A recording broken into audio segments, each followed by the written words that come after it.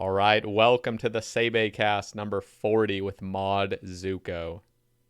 Zuko, One, fellow gamers. what's up? Not much, dude. I'm just playing some old school RuneScape. Very Ready to nice. talk about some old school RuneScape. But how are you today, my friend? I'm doing really good. I spent the entire morning trying to rework the Sae Bae Cast thumbnails, and I think they're turning out great. Still got a lot of images to get, so I've asked like every single previous guest if they would include some sort of at least somewhat high quality image for me. And then, yeah, I'm making it. I So like the Port Facade one the best. the the 240p one. Here, let me It's just. beautiful. I'm gonna show people this on my end real quick. So these are the new ones, as you guys can see. Um, this is the one Zuko likes. This is yeah. Favorite. And then of course I even am going above and beyond. So on Spotify, you are forced to have a square image. So not only am I doing a 16 by 9, but I'm also doing the one to one ratio images as well. So I'm taking a lot of time to get these right, and I hope you guys are happy with them. But this podcast is about Zuko. So Zuko, Hmm? I I don't know much about you, honestly. All I know is you are, how do I describe you just based on my interactions with you in Twitch chat? You are super funny. You're a trance enthusiast. I didn't even realize that until like, I don't know, like a month ago or something. Oh, good. So that's amazing for me because I love trance. I got into trance through streaming and stuff. And you're also a big time gamer. I didn't even realize. Really? Yeah, I did not realize you were such a big gamer. I have seen some of your like Twitch clips. I think you play a hardcore, correct? But yeah, I play a hardcore Iron Man. But It's you called a noob have super. a main account, right? Yeah, my main account, Fiaria. That is, that is, that was great fun. But I'm all about the hardcore lifestyle now, and yeah, I don't know. It suits me better. I just didn't realize I'd been living softcore all my life, and here I am. Yeah. Well, okay, wait. So have you ever played an Ironman before? No. That's not hardcore. So Okay. I no, I've never actually played an Iron Man even. Like So I had my goals, and I hit my goals, and then I was like, now what? Now I make an Iron Man. so I want to ask you, is the thing that makes your new account, your hardcore Iron Man, great? Is it the thing? Is it because it's an Iron Man, or is it because you only have one life? Oh God. Obviously, it's Honestly, probably both, but what leans further, I guess. I think it's like the Iron Man part is the best part of it. It's like the most exciting part of the gameplay by far. But like the hardcore part, the reason that that's really cool is it kind of adds prestige to everything that you do. Like every time that you get your HP down just a bit too much, you kind of just go, "Oh my God, I did it. I didn't die." I'm so happy. I don't know, it just adds the extra bit of thrill. Yeah. I feel like if I lose this, well, I say if, when I lose this life, and I don't know how I'm going to lose it yet, um, it's not going to feel the same, but I'm going to stick to it because the base game mode is really, really fun. That's awesome. And that's good to hear because what disappoints me, and again, this is my personal thing, is I love progressing in the game rather than remaking. So I love it when people can just accept the fact that they lost their little red symbol and continue on because I think Iron Man's beautiful the further you go. And so Yeah, absolutely. I don't like seeing people like having 8 different accounts that all stop at the same point. Like, I don't know. At the end of the day, you are going to die. Like, there's no two ways around it. Even the best hardcore Iron Men that I know, they die. Yep. And I am not the best hardcore Iron Man. I am probably, maybe if I'm lucky, going to get a quest cape, and then I am going to die doing something silly. I might die doing one of the Wilderness Diaries. I might die, um, God damn, I don't know how I'll die. I'll probably die to Zuck somehow, just some BS like that. Who knows? It's impossible to die to Zuck, by the way. No, I disagree. But you still There's but you there's still always a find way. a way. Oh god. Okay, so I want to start further back. So I want to talk about the Zuko before becoming a JMod, and even Yes. honestly, I Are we guess going into my childhood here? okay, maybe not that far, but like let's talk about your first experience with RuneScape. So Oh my God. Send us back. When is this? It's a mild autumn day in shit. Damn it, I've already lost it. All right, anyway, it was like autumn 2004, and I was just on my way to moving into secondary school. Or like, I guess you'd call it like, Middle wait, what do you school. call it? Like I call it middle middle school school. in the Some people US, call it yeah. junior high. We call it And middle. like, there was this boy that was part of my class, and well, my previous class when I was at the other school, and he came over to my house and he told me there is this brilliant game that you have to play. However, there is a lot of fighting over resources, so unfortunately, there are too many people in the game. I can't let you know the name of the game because, yeah, you'll just come and ruin it for me. Oh God. So he made me close my eyes and then he typed it into my browser and he was like, okay, you can look now. And I just looked at the browser and it said runescape.com and he was like, you weren't supposed to look. I'm like, yeah, well, it's like, oh, can't be the end of the world, really. And I actually, so my first character was a dude with a big long white beard and white hair. He kind of looked, actually, I think he was basically like a recolored Swampletics, my first character. And I loved him. Okay. What was his name? Oh, I'm not going to give you the name from that back then. It, I was a stupid kid and I'm Okay. terrified to share those kind Okay, of that's things. fine. Because here's the thing, right? If you know the names from my past, you put them into Google and then you see the kind of crap that I wrote on forums when I was 12 years old, and I'm not having that. That's fair. It's not good for me. That's understandable. Thank you. I appreciate you. So 2004, what happened after that? Did you get instantly hooked or what? Did you just play it for a little bit?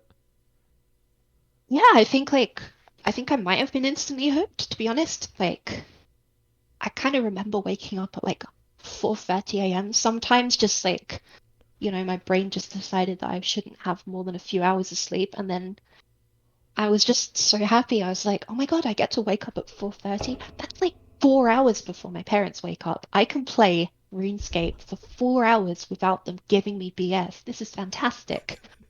So yeah, I was hooked and I loved thieving. I would regularly just ditch out on my friends to do thieving. Oh, so you were a member way back then. Actually, that was when I was 12, so it probably took me about a year to convince my mum to get me membership. Okay. And I have no idea how I convinced her because at the end of the day, it's like, your parents, when you're young, they want like rationalization behind what you spend. Yeah. But I can't offer you rationalization. I just sat her in front of the membership page and I was like, look, Mum, the gnomes, they're riding tortoises. And she's like, what the fuck are you doing? What is happening? Like, Yeah.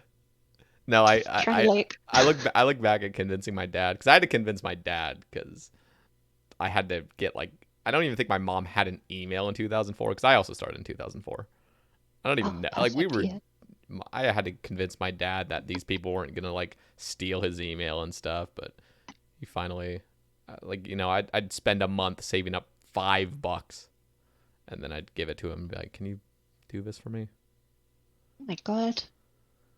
And you saved up that's amazing that you saved up your own money for it. Yeah, I had to clean the bathroom. Like I think I'd make like 50 cents every time I cleaned the bathroom. So it's probably like 10 times, and I That couldn't is clean it every day unfair. either.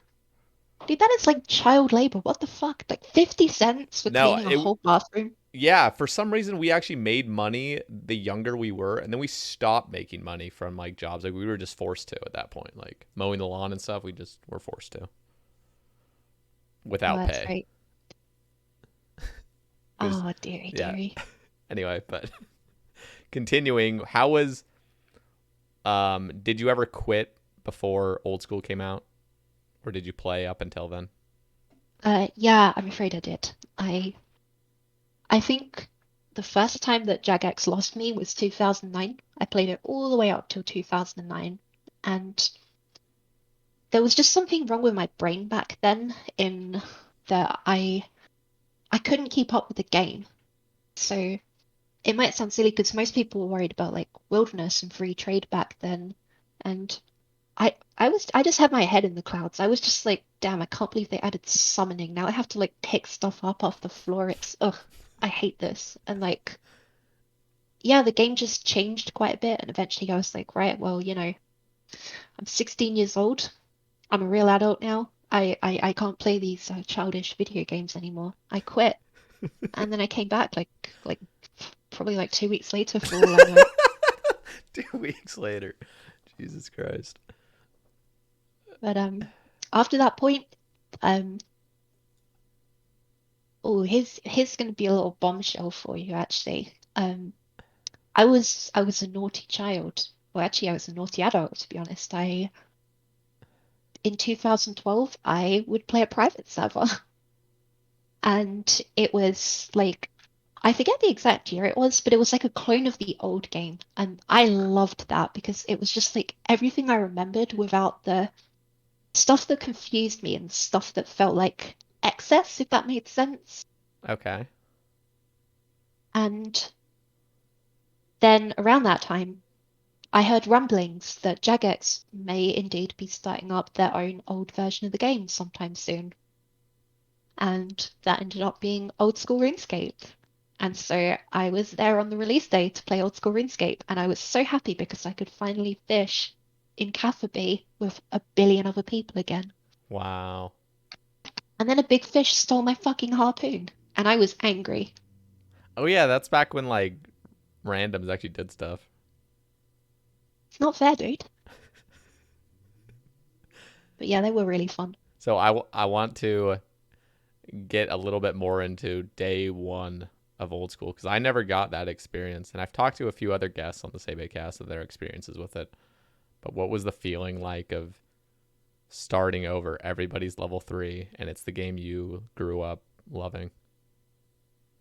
So I was a skiller growing up, slash role player slash talker. Like I played the game to socialize more than anything in Mm-hmm. my own little medieval world. And so when the game actually released again, I knew a little bit more. The experience, it wasn't the same. It wasn't that same like I'm going to stand on the spot and just interact with some guy in the middle of like Falador, and then he's going to become my best friend for a while, and then he's going to take like 5K off me and I'll cry for a week. Like that experience was gone. Now I was in Bay fishing because I wanted my fishing level to go up because I was older and things had changed. But I think the first day experience was like such a mad rush. It was ridiculous. It was like hard to kind of get onto a world. It was hard to get out of the door on Tutorial Island, for fuck's sake. I think later I found out that like there was another way through the door. Like I don't remember exactly. I think they did something to either skip part of Tutorial Island or move like keep the door open or something. Oh yeah, But wasn't yeah, it was I thought there was like an NPC that was like named Skippy or something. You could just I think so. I think I don't know if that was unreleased. I'm just thinking of. I think I've heard that before.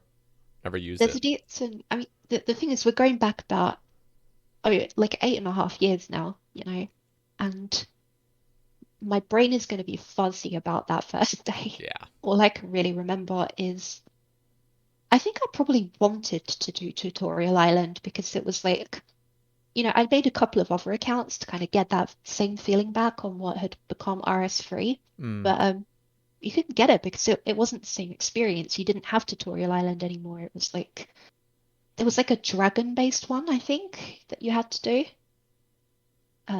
It was like you were underground.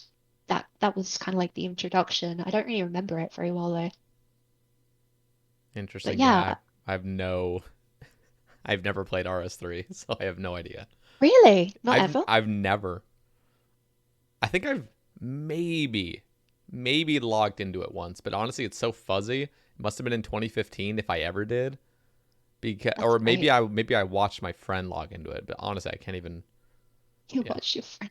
because I quit in 2007 when they got rid of free trade and stuff. That was my game. So Oh, like you were like a role player slash skiller slash. I also was super. I played for the social aspect, and me not being able to just freely trade my stuff and other people freely trading their stuff to me was just so dumb, and it ruined the game for me. yeah. Yeah, I can understand that.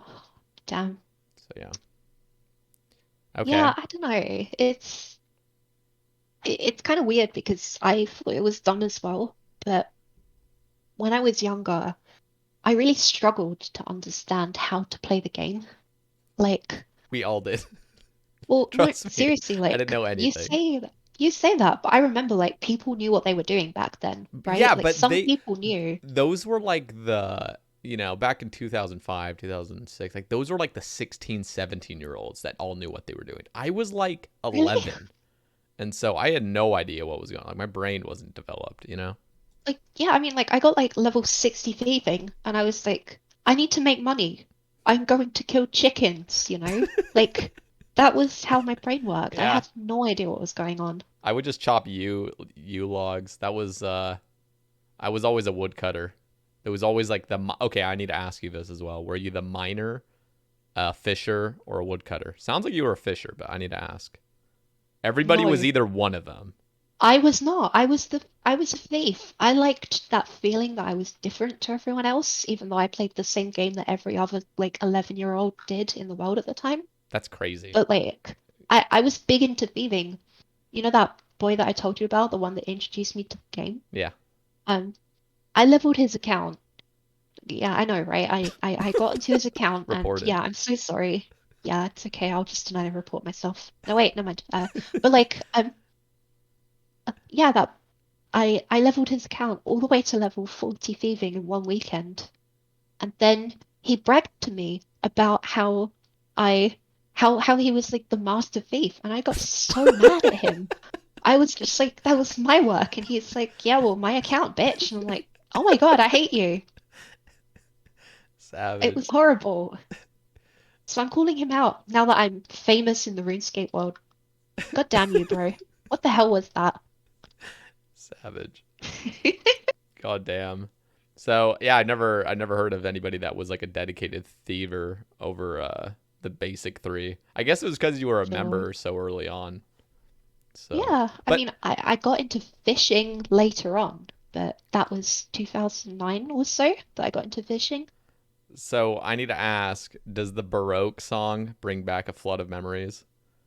Because Are you asking me if Ardougne? Dude, yeah, Ardougne is my yeah, city. yeah. That place is, every time I go there, it just fills me with happiness. I can barely even like, I don't know. Ardougne is it's my home city, you know. Yeah, no, King Lathas kind of be a bitch, but other than that, the place is wonderful. I'd have to agree because yeah, Ardoin walking in there, and I would go all the way from White Wolf Mountain, all the way through Sears Village, all the way south to Ardoin to the cake stall, and I'd start thieving my little cakes. And that song, when it started playing, I was like, oh my god, because I would only get like a month or two of membership every summer, and then during the school year, I'd be back to free to play. Oh And my this God. happened for like 3 years. So like every summer, I would like save up $5 and play, and that was like, oh my god, like if I can get to Ardoin, like that's the best. And I used to call it Ardugny when I was a kid. I think I called it Ardung, like the poop. Oh I don't god. know why. Yeah, no, it's uh I mean everyone still mispronounces things. There was just a Reddit post like last week talking about how people say I think they say corporal beast instead of corporeal. Most Well, people he just does call it dish out the corp. punishment. Sorry. Well, he does dish out the punishment, you know, the corporal punishment. Yeah, maybe that's why Yeah, they if you get hardcore confused. spy to that guy. Uh but yeah, no, there's still like words like that are. Did you know that Elysian isn't actually pronounced Elysian? In America, it's pronounced Elysian. I've always called it the Elysian Spirit Shield. Yeah, I think that's how you pronounce it in like British English. Yeah, I don't know, man. I just think that everyone pronounces things wrong because RuneScape is nothing but a bunch of made up words.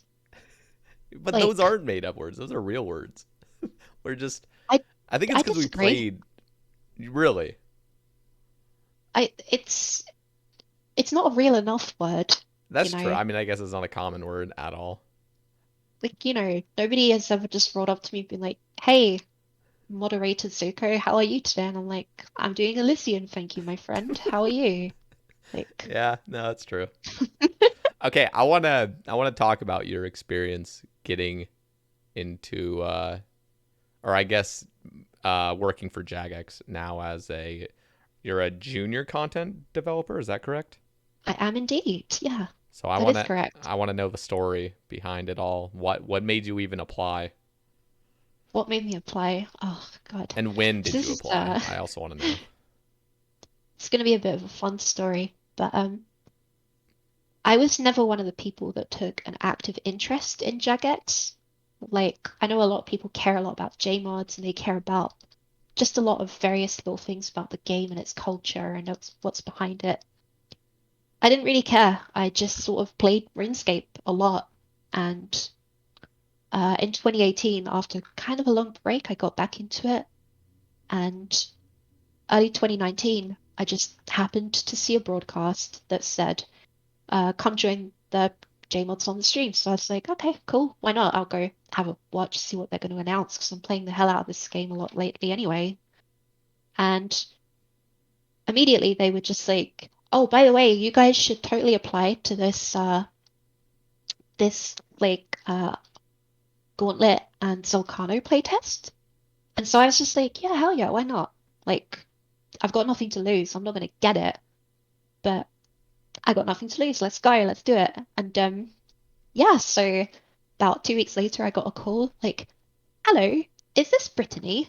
It's okay, I don't mind doxing myself. And I'm like, yeah. It's like, hi, this is Mod Wolf from Jagex. How are you today? And I was like, oh my God, it's happening. Wow, I'm Mod just Wolf was like, the one calling. yeah, yeah. Wow. It was like, I guess it was partly one of his things that he wanted to organize. Okay. Like,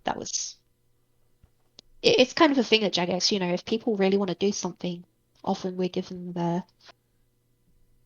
like we're empowered to do it, if that makes sense. Yeah, So like you're offered all the tools to like succeed. yeah, it's really nice, honestly. And yeah, so he called me and he's just like, so, uh, can I ask you, what is your favorite thing about old school RuneScape? And like I had to BS because I was bad at PPM. So I was like, oh, Chambers is Eric. That's the right answer to show you I'm a pro gamer. And it's like, what's your least favorite? It's like agility. It's the worst thing ever. It's like, okay, we'll call you back. And then they paid for me to go down and have a good time with them and play test the Gauntlet and Zolcano. And Wow. I was one of the first people to beat the Hanyef, or however the hell you pronounce it. That's going back to the previous conversation. But anyway, sorry, I tend to be a bit of a rambler, but That that's kind of how I got interested in the first place. okay. And then I kind of, after talking to people, like I talked a lot to Mod Rock, I talked a bit to Mod Gambit and a few other people at the time, even Mod Matt K actually. And it kind of just hit me that the culture was something I was after and it was kind of a product I really cared about. So yeah, I did my first application in 2019 because I'd been to the office. I liked the look of it. I liked how people were. And I didn't get accepted the first time that I applied. The first time I think that they hired Mod Flippy, and that was the time that I was like not responded to because I'm pretty sure they were just late in the process at that point and they Hmm. found the guy that they wanted. And then I did another application, and that was an application I was number two for, I was told. So that was mid 2019, and I made the decision, yeah, screw it, I'm done. I'm gonna go back to my trade, which is electronic engineering. I'm just gonna go balls to the wall and do well with that. So I did. I got myself a nice little job, which was like 2 miles uh, north of Jagex as an electronic engineer, which was kind of a blue ball, to be honest with you, considering how much I liked Jagex. And like, then COVID happened, and I needed friends because I felt very alone. Yeah. And ended up joining a chat group with Mod G, Mod G's chat group for her stream, and because she was a friend of mine, and yeah, I met Mod Lenny in that group actually, and I kind of got like super into like all the detailed questions with him about the game and about everything that he did and stuff like that. And dude, the itch just got me. And so this was like 20 October 2020. I decided, yeah, screw it, I'm giving it another go. And it was really good that time around. I got a call within 45 minutes of applying, and Wow. then I got an interview. I think this was a Friday, so I got it on the Monday. Then I had my second interview later that week, and then over the weekend again. And then after that, I got the job. And yeah, it must have been like 10 days turnaround, and then I just left my previous job. So yeah, So is it everything you ever wanted? How is working at Jagex? I'm really enjoying myself, to be honest with you. It's I'll be honest, it's had its ups and downs over time, but the ups are really, really good. And they are really, really often. And it's just so satisfying working on the game that like it's kind of hard to describe, but like I can just get enamored with what I'm doing and just spend hours doing it just because I want to do it, you know? That's awesome. And yeah, the work is actually really, really quite well managed most of the time, to be honest with you. And you And haven't worked in the office, have you? It's all been remote?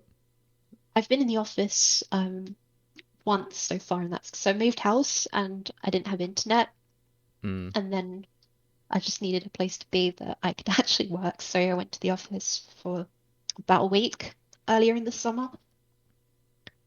Oh yeah, it was nice, but it was COVID time, so Yeah. I just sat on my own and just didn't really talk to anyone. So it wasn't really the real Yeah. office experience. But yeah, it's pretty lovely working for Jagex. I think it's a really good company to work for. So what was the thing do you think that gave you the job? Because I know there's probably listeners that probably have a little bit of interest in working for Jagex, maybe a lot, but they don't. Maybe they're intimidated by it. But you, so you applied 3 times and you got it the third, correct? Yeah. And the So thing is what that what was the thing that made it all so happen? the first time I didn't stand out because I guess I thought my resume didn't really scream game designer, which is kind of what they're looking for. They're looking for experience in the field Mm, because at the end of the day, if you want to work at Jagex, there are a lot of people that you're competing with. And if you're going to apply, you have to have something that other people don't necessarily have. And that is going to be really, really difficult to do. Because you think about the developers, for example, and what would set you apart? Like maybe it's I know the game very well. Okay, but there's a lot of other people that also know the game very well that have applied for this exact role. And yeah, I guess like the things for me was the first time that I applied, I didn't really know anyone at the company that well. I'd just gone to a play test and then been super enthusiastic. Then the second time, I'd actually asked for help. Like I said to people, I didn't get it the first time. Can you look at my resume? Would you mind talking to me about it? And actually, yeah, I will. I'll big ups for Matt K here, as he actually responded to me through Discord, and he was like, "Show me your resume." And then He like drew circles around it and like showed me what I was doing wrong and how to stand out and Wow. stuff. So, that level of refinement, knowing what you're missing, that's like the first thing. And then the thing that really gave me the job, I think, second time around, is, I guess you'd have to ask people who hired me more than anyone, but I think what did it is that I went away and I worked as part of a software/hardware development team for a while. And having that kind of like team experience is kind of what they're looking for at Jagex more Mm, than anything is someone who's able to come in and actually work well with other people. okay. I can't promise that I'm particularly good at working with other people sometimes, but for the most part, I think I'm pretty decent at working with other people. And I didn't have that before because I'd done a lot of solo projects on my first application. Yeah. But this time round, I had teamwork and I'd worked in the same field of development as them. So yeah, that seemed to put me over the edge and give me the opportunity to work at Jagex. So what are a few of the projects that you've worked on so far since being a JMod? So I've worked on 3 projects so far. Okay. The first one was Tempoross. Sorry, no. Yeah, Tempoross was the first project that I helped push out Zuko, for. weren't we gonna do Tempoross together? Did I just We completely were gonna space do that? Tempoross. It's Did I okay. just completely space that before the recording? It's okay. I'm doing Tempoross right now. I'm getting I'm fish for my I'm cute coming to little Ironman. Tempoross. I'm coming to You're doing Tempoross it? with you. I'm coming to Tempoross with you because I completely spaced it and I promised that we would do Tempoross together. Here I am fishing anglers. I'm completely You excited for Tempoross? This is gonna be great. I'm excited, and you want to know why I'm excited?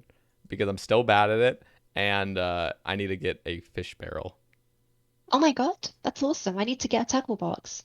I got my tackle box, so I'm using right now. Oh, badass. I Okay. love You're it. gonna have to remind me quickly what to bring. This is during the You Sae will Bae need. Cast, trying to get my stuff. This is fine. This is what the people pay the money for. Um, I need a net, right? even though it's free. You need a harpoon, a Okay. hammer, a rope, or a spirit angler's outfit. And you need some buckets of water to put out fires. And maybe you can bring astrals in order to humidify. Oh, that's beautiful. Yeah. Okay, so I'm coming. Give me a sec. It's okay. I'm just gonna be chilling with your boy Tempros for a little while until you're here. Let's hear about how Tempoross was though, designing that. That was your first project, correct? It was, yeah, I worked on it relatively closely with Mod Squid and Mod Wolfie. Squid being a developer of the project and Wolfie mostly heading up the QA at the time. Um, Halo did quite a bit as well at the same time. And it was probably the most beautiful introduction I could have ever hoped for to Jagex, to be honest. Um,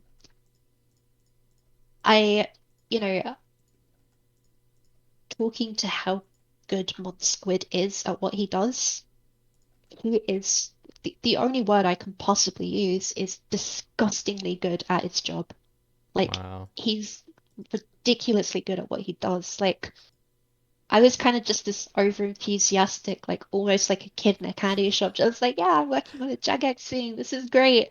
And like then they're kind of giving me jobs that are scary, like the rewards, for example. And I'm like, oh my God, but I'm not a real adult. You can't give me this job. What the hell, man? Like, I thought we agreed to this. And like, so I implemented the, well, I was like kind of writing up the rewards, and he just comes to me with like a list of calculations of how it could fit in to his current like points allocation system, Mm-hmm.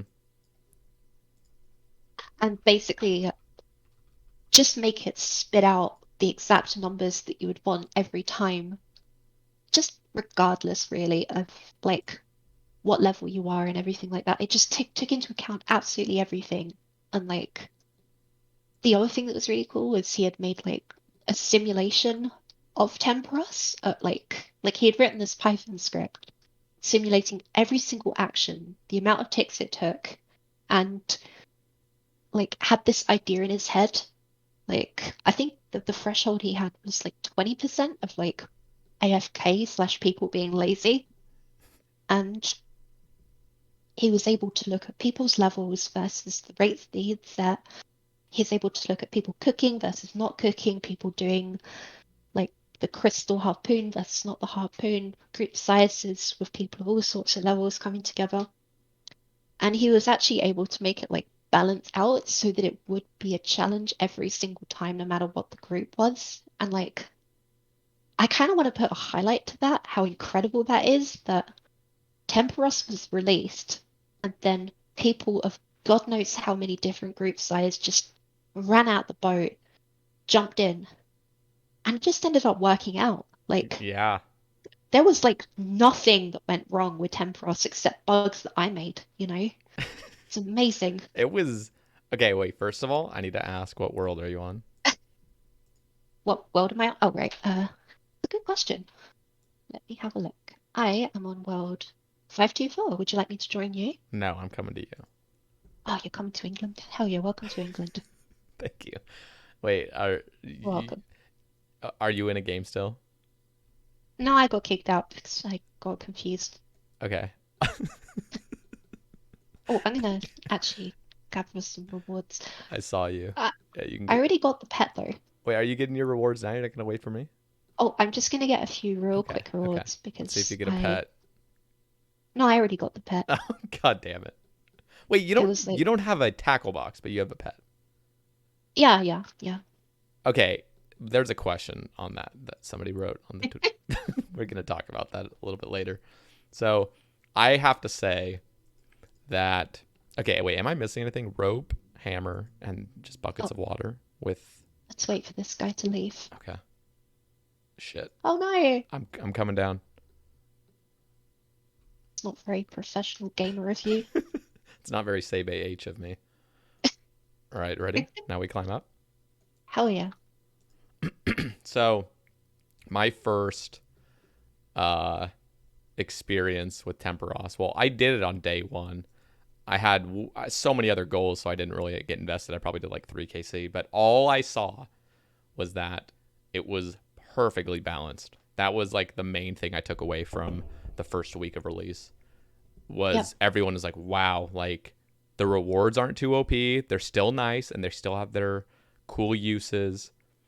And then like the gameplay is it's very simple, but there still is ways to like, improve and get better stuff. Jesus Christ, why is it so dark? Oh, I need to turn off this lighting effects. I'm getting like flashes. The HD stuff. Yeah, I'm scared. All right, let It's me what you turn that get off. not using the official client, Steam. Hell yeah. Wait, how do you turn off the lights? This is gonna give like some of my audience seizures. What is it I called? mean, Is it the projectile lights? 117 HD thing? Yeah. What's it on? Like, what's the plugin? Oh, flashing effects. There we go. I got Hell yeah. it. Okay, we should be good now. By the way, yeah, I did 50 Tempoross for uh whatever it was, like easy combat achievements, and haven't done any since, so I'm gonna be a little rough. And now that I'm doing it on a Sae Bae Cast, it's gonna be extremely rough. People are going to flame me for how bad I am. But are you on the Oh other side, by no. the way? Is that just what I happens? am on the other side. Okay. We're doing it from both ends. It's great. This is Oh gonna be God, why so did I say that? rough. But yeah, no, they did. You guys did a really good job with balancing and just like the place looks nice. I mean, obviously I'm in HD right now. It looks nice, and Oh bless. but Yeah, I yeah, it was think really good. So temporal like I think one of the things that kind of made me feel a bit sad was I got a lot of credit for Tempoross because I am extraordinarily loud and I don't stop talking. And so I was very quickly becoming like the vocal person that people were looking towards mm, on the project. But I can tell you out loud that it was like I think I did about 5% of the work on Tempoross. Um, Squid did about 90%, and the project was almost done by the time I turned up. Like by the time I turned up, and then you I just think started talking about it. yeah, I was super hype and enthusiastic and stuff. And the thing is that people are like, oh yeah, I'm on Zuko and the boss that she made, and I'm just like, no, don't do this to me. I was sad, but yeah, that's kind of like why I try and amplify how amazing what Mod Squid did is, to be honest. That's awesome. No, yeah, and the whole update was really great. So shout out to Mod Squid for being a Yeah, beast. I'm really happy for it. And yeah, actually, it's kind of funny you mentioned the rewards balancing stuff. It's kind of a weird one because at Jagex, the rhetoric we have around giving rewards is very much just it's gonna go wrong. Like, there is absolutely no way that you can tell in advance what is going to happen and how people feel about it. So do the most reversible thing that you can possibly do and then wait for the community sentiment to come back. This was effectively it's like it's not even a mid-level boss, it's a low-level boss. Hmm. And it's harder than the average fishing meta, so you'd want it to like make quite a bit of decent cash. Yeah, But the decision we made was to go as low as possible with what we felt wasn't taking the piss basically out of people. yeah, And so I kind of ran a poll within Jagex about how much the boss should give. Basically, should it be like 100 to 200k to 300? Should it give 2 mil an hour? yeah. Stuff like that. And most people at Jagex were like, oh, dude, it shouldn't go over 300 at the most. Definitely not. And yeah, basically, I released it with absolute trash rewards because I expected that the tone of water might actually have a lot of niche use for barraging and the likes. And that just ended up not being true. Yeah. So the rewards were really undervalued at the end of the day. And then I was just Well, able to turn up on the stream and just be like, good news, guys, I fucked up. I'm gonna change it. but That that's was easy. but like it's not all GP rewards because like some of the rewards you get are untradeable. And honestly, like a fishing barrel would probably. I mean, wait, are they untradeable? Shit, I'm an Ironman, so I don't actually know what's untradeable or not. Is a Yeah, fishing yeah. barrel The untradeable? the barrel is untradeable, the tackle box is Okay. untradeable. Yeah, those would be Um, pretty expensive because those are very, very useful, especially the fishing barrel. I think a lot of people AFK karambwans and other things like yeah, that. they're So wonderful. that's why I want Yeah, one. I can understand. I can understand that. But like, as far as Iron Man were concerned, I had no idea about what the Iron Man metas were or anything. So True. I deferred to Husky, Eleanor, and Arcane on that and just said like, help me out here, what can I give? And they were like, okay, seaweed, but not too much. Like, like just a bit of seaweed as a treat. And like other than that, um, maybe some gems, like little things, just nothing too crazy. Give them some food, but not all high level food that takes away the grind from elsewhere. And that's kind of why I made the decision, I'm not going to give anglerfish, I'm not going to give caramboine, I'm not going to give dark crabs or anything. Yeah. I'm just going to give a little bit of trawler fish and stuff like that as well. Well, I think it ended up being really good. So Thank you. I want to hear about your other projects that you've been a part of and how they compare to Absolutely. Tempoross, especially. Uh, Other than that, most recently, I was working on the Enhanced Client project. And that is a different ballgame to Tempoross because it is absolutely not in-game content. It is, it's its own thing. It's basically UI work, it's interface work, it's a little bit of user experience stuff as well, really. And I will have to say, I love the enhanced client. It's it is wonderful and it makes me very, very happy. I'd like to be on that project forever. That's awesome. So Um, what are part of it? What are parts of it that you've been especially a part of? so for me, I think the main thing is like systemizing stuff. I kind of started off by implementing the agility helper, which is currently available on Steam. And yeah, the agility helper was it was really, really fun. But as part of that, I was like, Oh, I think we should have like a more generic infrastructure for like really simple things like opening a box in the top left corner of your screen, you know? Mm-hmm. And like just really simple stuff like that, but trying to make it as easy as possible so whenever a developer comes up next. A lot of this is like a lot of this job is making it so that in the future this client can be maintained without further like extreme levels of work, if that makes sense. So like I think a lot of the reason that Jagex got caught behind with Runelite coming out in front and being the main piece of software is just that the upfront work for everything is just humongous every time to Yeah. just have all the little UI concerns to deal with. So, my goal was to come in and help make it a bit easier to actually use the um kind of like the developer backend stuff so that you can just open a damn box. You don't have to like re-implement stuff 1,000 times over. You just type, you know, write this stuff on the screen and then that's it. You don't have to worry about where it is on the screen or how it's displayed or anything like that. You just give it content and it's done. Stuff that will mean that, when we release rates free, when we release everything else going forward, that stuff can be done as simple jobs, and then you can have your rates free plugin within a reasonable period of time, you know? Yeah. So there is people. I mean, I probably would include myself in it, but so like Runelite's amazing, and Absolutely.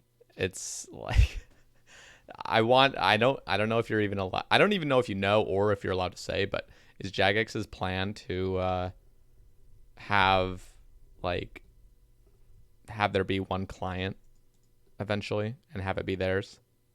And so they're trying to improve, or are they just trying to fix their own client and there's no plan actually to eventually ban all other clients? So I'm aware at the moment the plan is really simply just make the best freaking client possible. We've been, you know, we've effectively needed to play catch up this whole time, and Mm-hmm. that's what we're doing now. Well, You that's know, cool. Like, there's no. I mean, I know it's like a lot of conspiracies and stuff that I hear on Reddit of like, that's why they're doing all this and that's why they're doing this. But, um, and it's been igniting a lot of the HD stuff recently for yeah, sure. yeah.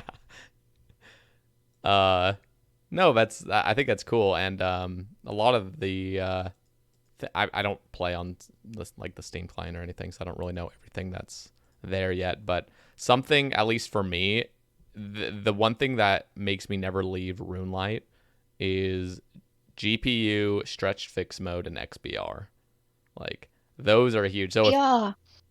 Oh, how could you? what do you mean? No, I'm just joking. Um, there's a few people at Jagex that don't like XBR. I think it's pretty nice. What? Okay, I'm gonna tell everybody right now. XBR is an eyesore for the first 2 hours. It's just it is what it is. Like it's gonna be an eyesore for the first 2 hours because you're not used to it. But as soon as you get used to it, XBR you can never go back. You just literally can never go back. So It's it's like using anything like HD. Like oh crap, I gotta go there. But okay, you're doing great. thank you. Yeah, I don't think I'm doing too bad. I don't know how many fish to really catch because I don't see like how many you're doing and stuff, but I think I I'll do about just kind of pick it 19, up. Okay. and then I cook them. And then the second time, how many do you get? Same thing, actually. Okay. I always have a few left over. So yeah, there's a lot of things that would be there's a lot of benefits like even if Jagex were to ban all the clients, like there is benefits to that. And I've talked about it with other guests, like speed running wouldn't be an issue anymore if there was only like one client you could use, like speed running as in like people using illegal plugins to like help them and stuff. But Yeah, exactly. but for the most part, I don't think like anybody's too bothered about people having like crazy plugins that they're using. I feel like it just comes down to speed running. I mean, I might be wrong.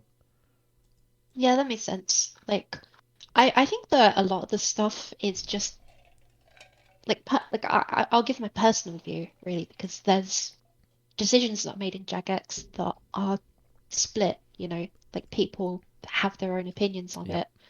And I think the big one that people like to talk about is the entity hider on death, so that you can't click on like a monster Oh that's yeah. currently undergoing its death animation. And like, I'm not sure how most people at the company feel, but personally, I just see it as a quality of life thing. I don't think that the I don't think that the death animation should be stopped. I think it just makes the game look a bit jank when the monster just disappears. Yeah. But like, I would like to see it in the future that we have the click box of the monster removed as it's undergoing its death animation, so that you can't click on something that's dying, basically. That's exactly what I've been trying to get to happen because like you can keep the animation. It looks cool, but just let us be able to click through it. Like why are we still able to click on a dead monster? And it makes a change for Slayer as well. Like, because you do a lot of stacking of monsters, like Necreals, Yeah. and that would be really cool to be able to just click on the one that actually is on top of the stack that's not dead. Yeah. No, for real. That's like the biggest one. And I think that's the besides like I've seen certain clients use like there's like a tick counter and stuff that tells you exactly when to do certain things, but for the most part it all oh shit. This Heather's You got it, buddy. oh my god, I'm a fucking god. You did it? I had to clear off the seaweed. Yeah. I Oh, thank God, man. yeah. There was seaweed on the thing. I think it broke again. What the hell? Like it didn't even show it ever fixed. There's still seaweed on it. It's So it's free construction XP. that's true. So uh God damn it, I got shocked. So people have kind of compared Tempoross to Wintertod. Yeah. Do you think that's a good thing that it's comparable? Obviously, they're not the same. In fact, I think Tempoross is better, especially claiming the rewards. Is you guys did amazing with that. I think that I think that Tempoross has turned out to be a bit more successful in terms of how it fits into the game and people enjoying it in general. It's kind of rare to have a project in Jagex that gets that kind of like positive accolade so quickly. And yeah, I think it does well. But that being said, Wintertod is the place to be. It's how so many people start their account, Yep. and it's buzzing. Like what I think like 4 and a bit years on now from release. I know because it's the only thing that fire making has going for it. It's an And I think essential that's skill, cool. and like you just have to do it. And Wintertodd's the only like for the majority of the player base, the only enjoyable way to train. So Yeah. But I think Wintertod's good stuff. I'm happy about it. do you I guys have just any plan? Oh, I can just immediately go. Do you guys have any plan to change how the rewards are given out through Wintertodd? Do you know? Because I know not that I people know love of, Tempoross. but I think there's a few things that I would like to see change about it, but that's, subject to other people working on it because it's not really my project. But I think the main thing I would like is to see the interruptions stop during Yes. uh the kindling and stuff. Yep. I'm going to be completely honest, I don't think that that's a mechanic as much as people would like to see it as a mechanic.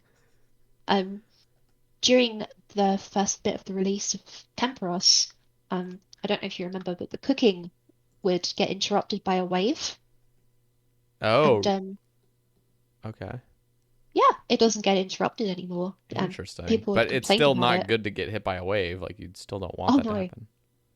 but the beginning of the wave animation would interrupt the cooking, if that made Oh, sense. oh, the beginning of it. I see. Yeah, yeah, like the warning as opposed to the I actual see. wave itself. Okay. But Yeah, no. that was changed later on. I think I think like a week after release, maybe. I think you guys as a whole, like just the J mods, the content devs, I think you guys are really starting to understand. Um, I know like Arcane especially. I see Fasani's Nightmare, and I'm just like he Gorgeous. just did so well with it. There's so much that's just fun and not it doesn't piss you off. It's a playing. chef's kiss of PVM. Yeah. Honestly, it's amazing. Yeah. I think my favorite part was he like did a podcast with you about like so he did your podcast and one of the things he talked about was Nightmare and Fasani's. And I Hmm. like how he basically just kept a poker face the whole time. Because I'm Yeah. pretty sure he was working on Fasani's at the Oh, he time. must Like have he been. was he was really funny. It's just funny because me and Lake both were just, and there was others as well, but we were like the streamers that were doing it, but like grinding for a mace and we're just so dry there. Yeah. And And then you got it. yeah, and then like the day Lake got it. All right, we're coming out with the Fasanis.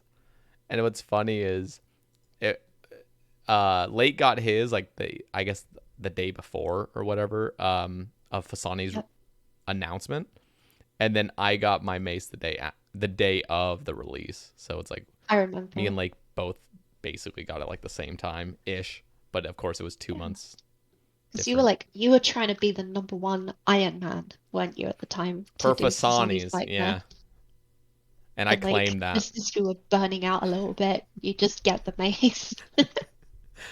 I just, I mean, I set out to get rank 1 and to get a mace, and guess what? By the end of the day, I was rank 1 and I got my mace. So I think it was Absolutely it professional. was a successful mission. Oh God, run! Oh wait, I don't even have any fish. This doesn't even matter, does it? Wait, if you don't have fish in your inventory, does it matter if you get hit by a wave? Oh, it They can destroys take some of your your stuff, equipment doesn't off it? you. Yeah. Okay. Yeah, just don't bring like a twisted bone here. No, I'm joking, it won't destroy Okay. any I like was like, actual equipment. shit. Okay.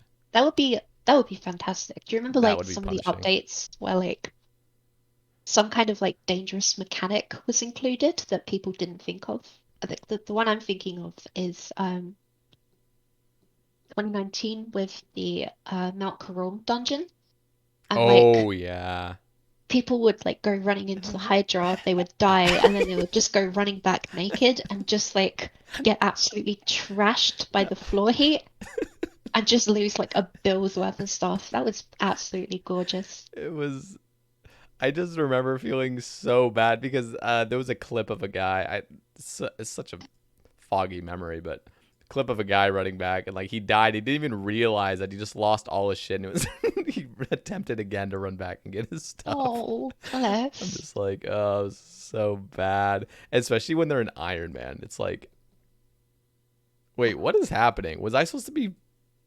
I'm so Oh, you were confused. late, my friend. You're behind the times. I'm You missed the entire boss killing part of the game. people are gonna watch this and be like, what is this guy doing?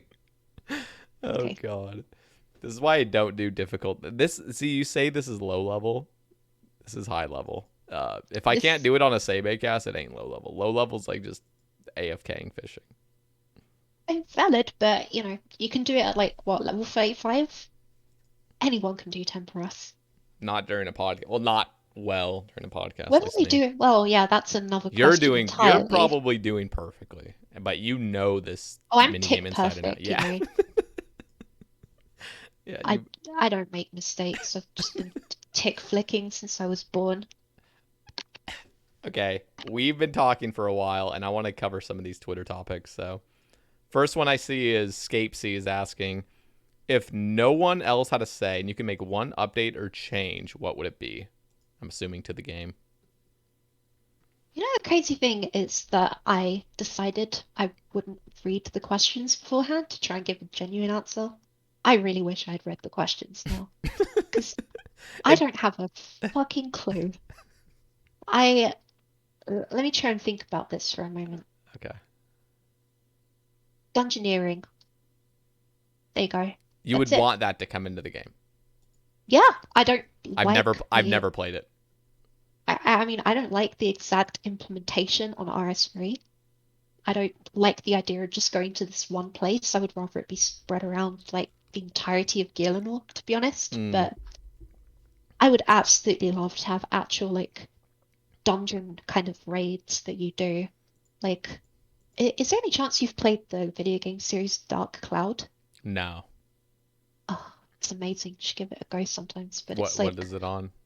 Is it a PC game? oh, it's PlayStation 2. It was absolutely gorgeous. I loved it to bits. But yeah, Dark Cloud had like this very addictive element to it in that you'd go into these dungeons, you would like kill every single monster, they would drop supplies, you would get your weapons leveled up while you were killing them. Um, you would just grind dungeons day to night, and it was the best feeling ever. And like, I want that in old school RuneScape. I would, if I could do anything, that's exactly what I would do. I would just commandeer this product and turn it into like this weird dark cloud sort of esque game. No, that I would sounds. love So to do that. what is it? So many people have probably played Dungeoneering. I haven't. Is it similar to raids I or suppose so. It's more like the gauntlet though. okay? But You it's like go in, super in you, depth gauntlet and it's yeah, I team guess so. based. Honestly, I didn't play an awful lot of RS3 Dungeoneering, but yeah, you go in, you get your fish, you get your supplies, you fight the boss, you complete the dungeon, you get your Dungeoneering XP.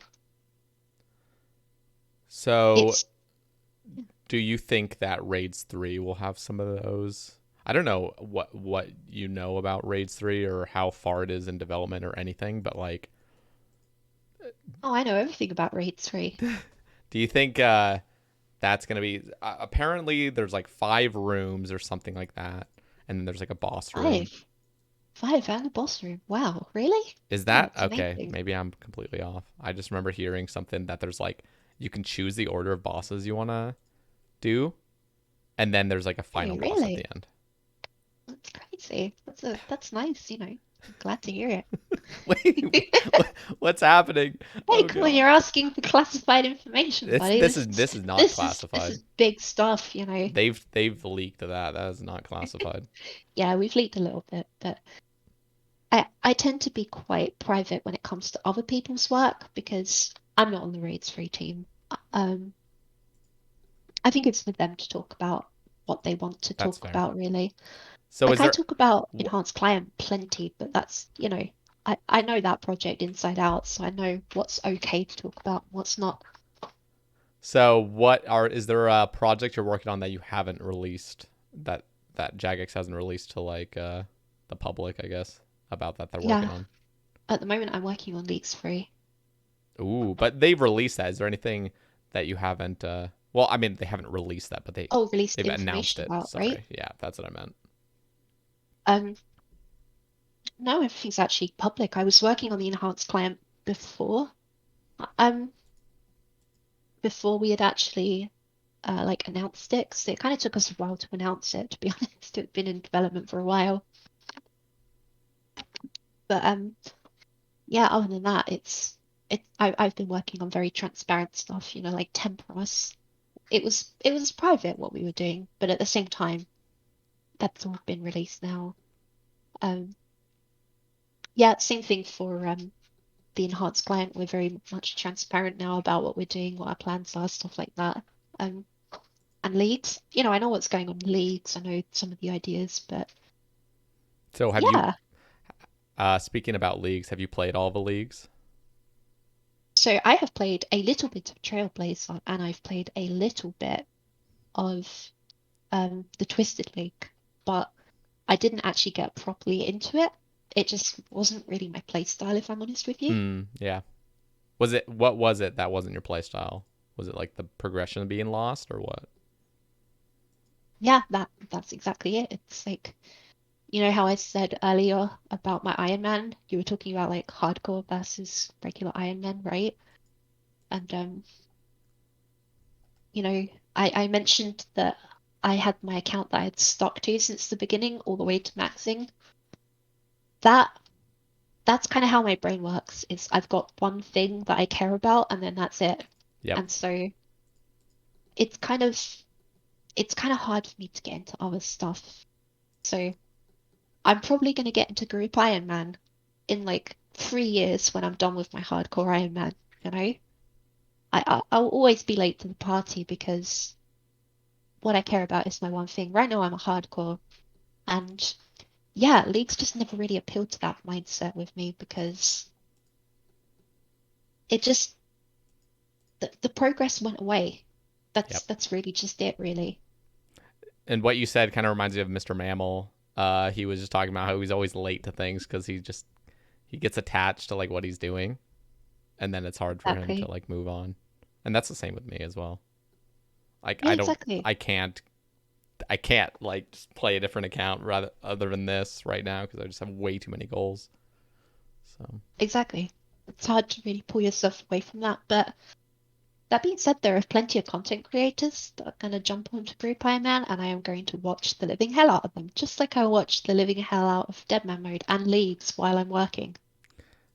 speaking of group Ironman, there's been a lot of maybe I don't know what's happening. I don't know when the poll's being released what the results are, but there are You're asking all of the insider information today. You want to know what we're doing with Raids 3? You want to know like how we're going to manipulate the stock no market no for no your no not gain? You absolutely not just manipulating. I just want I want to hear okay, personally, I voted yes to Group Ironman. I think it would be great.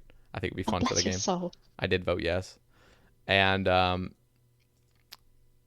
but there was definitely a lot of people that voted no. And so Oh, we fucked up. I don't even We know. fucked up, Oh man. wait. Oh, so We we all died. kicked out. Yeah, it's pathetic gameplay. We just forgot I didn't that even the know you could boss. die. See, that's what happens when you're not paying attention to Tempoross. Mod Squid was right all along. Dude, you got to carry me. I don't know what I'm doing. Try my You got to best. carry. If I you got to if we're about to die, you need to tell me what to do. I'll yell at the top of my Okay. lungs, Sounds and good. it will scare everyone watching. People listening to this on Spotify without the video are going to be so confused at what's happening. Mandrew asks, "What is your favorite thing about OSRS as a player and as a developer?" And then there's a few other questions specifically about Avatar, but first thing I want to ask is, yeah, what is your favorite thing about OSRS as a player and as a developer? Player, it is the goals. Old school is a goal simulator. You know, it's just like you do the thing to get the other thing. You do more things to get more things. You then use those things to get more stuff. And it's just like, I just absolutely love that style of gameplay. I love the feeling of like, whenever I have any time spare, I will be able to play the game and I'll be able to do something new every time.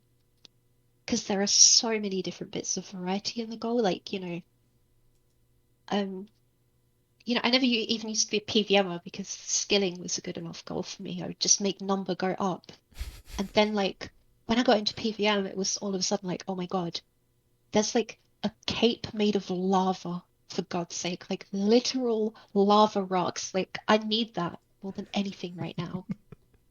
And like it will show everyone, it will show my parents how proud of me that they should be. I need that in my That they life, you should know? be. Yeah. And like it it was just a wonderful feeling like doing that inferno grind like that's kind of what make that's kind of like the one experience that sticks out to me. It's my first infernal cape was like I had to overcome a lot of this negativity in my mind of like oh, I'm not good enough, oh, I can't do it, I don't know how to PVM, I can't flick, I keep making mistakes, I'm a dumbass. You have to get past that. You Yep. just have to push and push and push until eventually you get it. And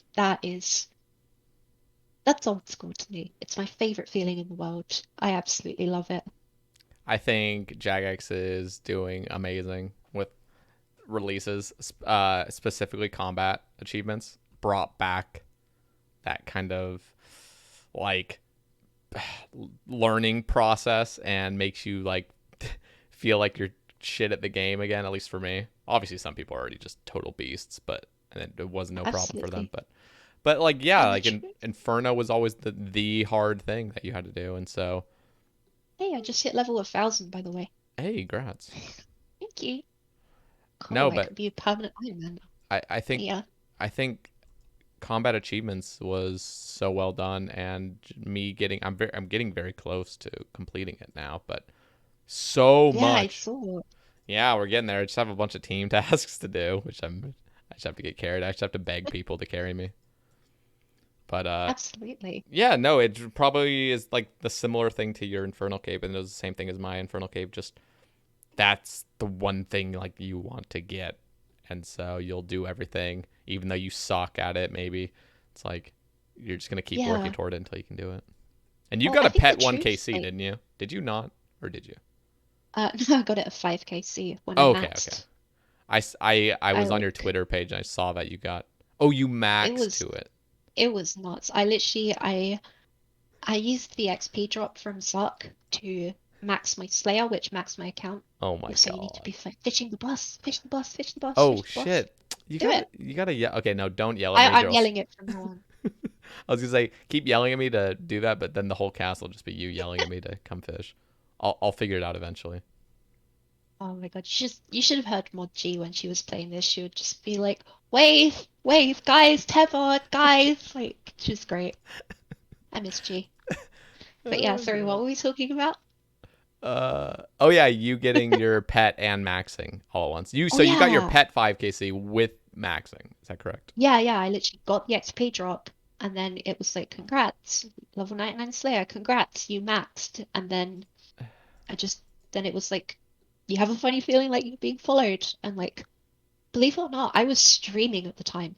Like I was streaming, but I was on an account where I didn't have recordings enabled. Hmm. So the only footage is Adicon, who literally just like had, you know how some graphics cards have like an instant replay kind of feature? Okay.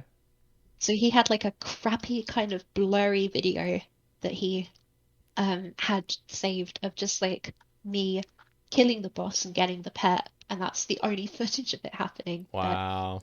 I was screaming. Like I genuinely I don't do that. I don't yell. I don't get overly excited. If you see what I'm like when I get a pet, I just go, "Are you fucking serious? For God's sake, come on." You know, like that, basically. But I actually screamed and ran to the opposite end of the room and then screamed some more and then ran back. That's the best pet in the game, in my opinion. So I can totally. That reaction is justified. I'm glad. Is It that your was so much fun. what is your favorite pet in the game? Is that it? I feel like the Zog pet has status. I think the Bloodhound pet and the Zog pet are kind of like just equal in my mind. They're the same pet. They're the same worth, you know. Bloodhound and not Tempoross, goddamn, the Zog pet. Yeah. No, they're. I have the Bloodhound. I really want the Zook helm or the Zook pet. I You am. want the Zog helm too? I want both. Everything's Zook. I want. Hell Um. yeah. He also asks, is Avatar: The Last Airbender your favorite show, and how many times have you watched it? So before you answer this, I need to just say I've never watched Avatar. Well, I've watched the first like 3 or 4 episodes because everyone would just yell at me that it's the greatest show on earth, and I never got into it. I I'll um I'll tell you what. Okay. Um I'll get back to the other question he asked, which was like my favorite thing as a developer of the game after the Avatar question, because Okay. the Avatar question is a burning question. We need to start throwing fish at the boss, by the way, or we're gonna die. It's very scary. Wait, But am I supposed to be? Wait. What's happening? Wait, we gotta cannon the shit out of this boy right here. He's about to fuck us up, you know? Like, wait. What's come on, get happening? your head in the game, man. It's fine. Dude, We're I don't good. understand these You did meters. it. You did it. Well done. I don't Okay. understand these meters. This is a mistake. Hey, this was a mistake. I should have practiced some Tempoross before doing this, but I completely forgot. I will happily have your most chaotic podcast to my name. This is fantastic. You're doing a really good job. Thank you. This is bad. You're welcome. But Okay. Yeah, let's continue. Avatar, The Last Airbender. Yeah, Mandry. So I watched Avatar: The Last Airbender for the first time in June 2020. I know, right? Like I had never watched Avatar before because every time I saw it on TV when I was a child, I was just like, dude, that little bald kid, I just don't like his face. I don't like his head. I just Jesus don't want to watch Christ. this show. Like, he just looked stupid. Like, why did he have a blue arrow? Like, what the fuck is that? You know, like, So Okay. I didn't watch it because I was just a mean little kid that just didn't know better. And But then, okay, wait, before I need to ask, like, so you had never watched it before that? Uh, no, June 2020 was the first time I watched Avatar. But you had never even like seen bits of it as a kid ever? I'll be Like 100% honest with you. Years back, there was a Reddit post where someone wrote, "The final battle of Avatar: The Last Airbender is some of the best in animation history." And I was like, well, I'm never going to watch that. So I should just watch this final battle. And so, yeah, I knew the entire ending from the get-go, but I only knew about the entire ending. So, yeah, there you go. It's great. that's But the only thing you knew was just how exactly how it ends. yeah, that's all I knew. So But how do you get into the show? Because I know a lot of people love it. I just refused to watch it because I was bored out of my mind the first like 4 episodes. But so would you consider it your like the best show? That's what he's asking I would initially. say it's my favorite show ever made. Yeah, I Wow. watched it for the first time in June. The first few episodes didn't really get me. They were like, cool, it's a nice kids show, it had some nice morals, it had some good little bits of fluff here and there. Then the second season, shit got real. And then the third season, oh my God, it was it was just this perfect cadence of like the best storytelling ever. The character arcs were just all of them were just masterful. I loved it so much that I immediately started watching it again. Like I was literally like, well, guess I'm gonna start from the beginning. And yeah, I've watched it 4 times now in the last year, from start to end. I love it. It's my favorite show ever. Wow. You know that's somewhat inspiring. Maybe I'll give it a second chance. Maybe. I guess it just spoke to me in my life more than anything. It might not Yeah. speak to everyone, 'cause maybe they don't like relate to it, if that makes sense. But But you're the saying the second character, and third season are where it really picks up. So I never got to that point. So maybe I got to the just end of the first season will get you too. You'll probably like this the first season's ending. That's where it really hooks people, I think. okay. But yeah, like people are all into different stuff, and personally, I empathized a lot with Prince Zuko's arc, and his character is my favorite character of any TV show ever. So that's why I ended up being Zuko. That's awesome.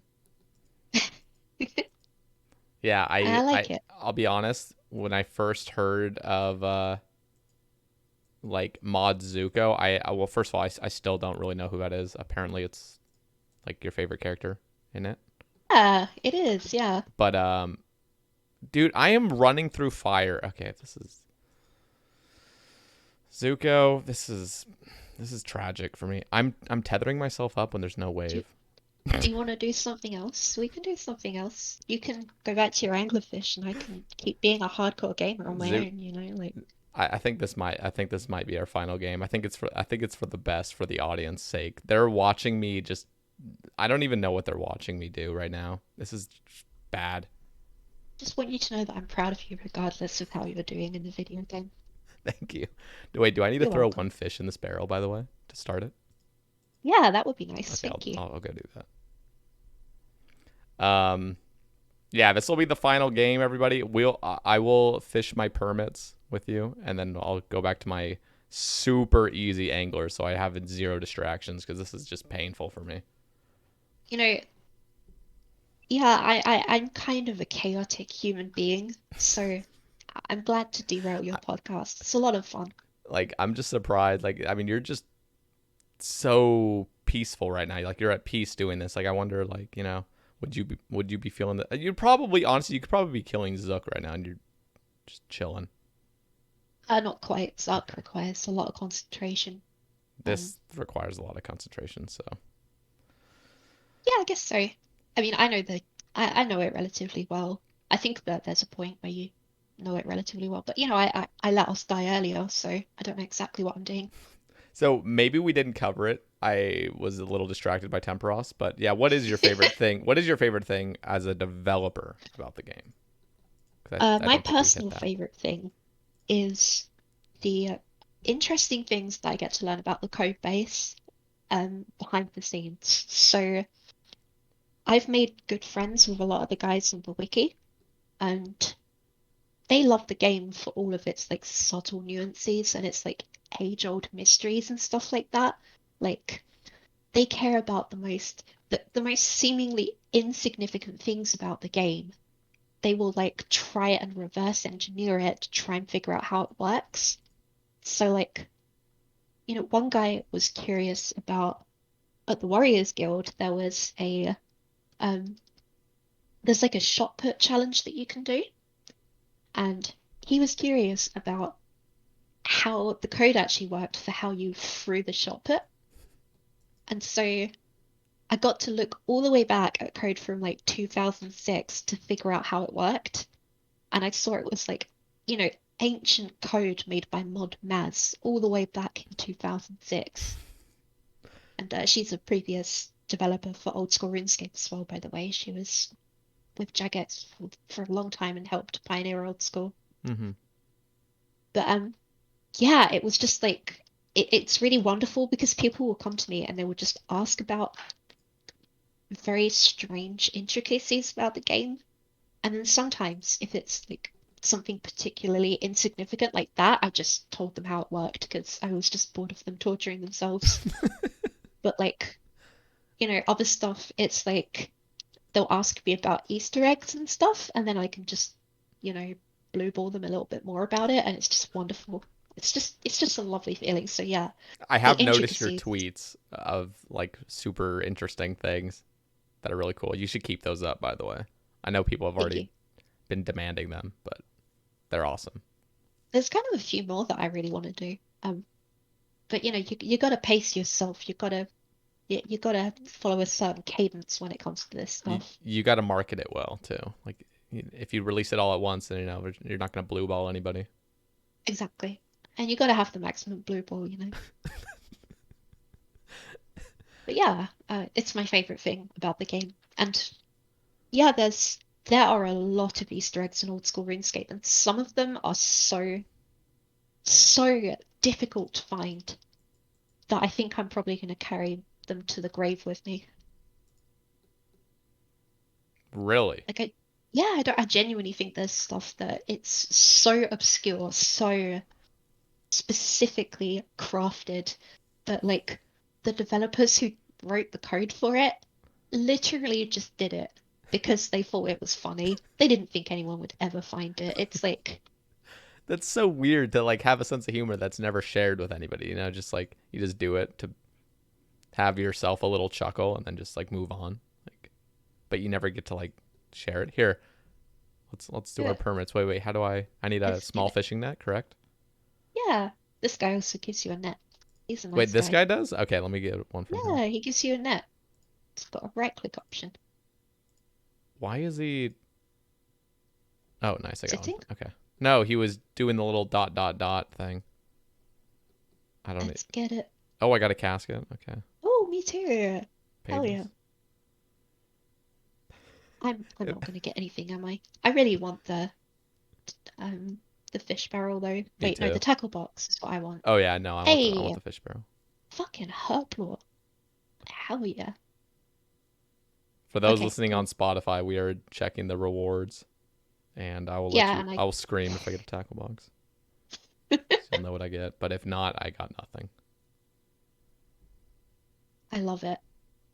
See, this is what Wintertodd needed, by the way. This like The wood pool. yeah, the reward sort of pool where everyone's there and they all get to see everything. I believe that this reward pool was actually implemented by Mod Ash. I'm not 100% sure about that, but I'm pretty sure that that was his idea for like getting the rewards stacked up like a ridiculous amount.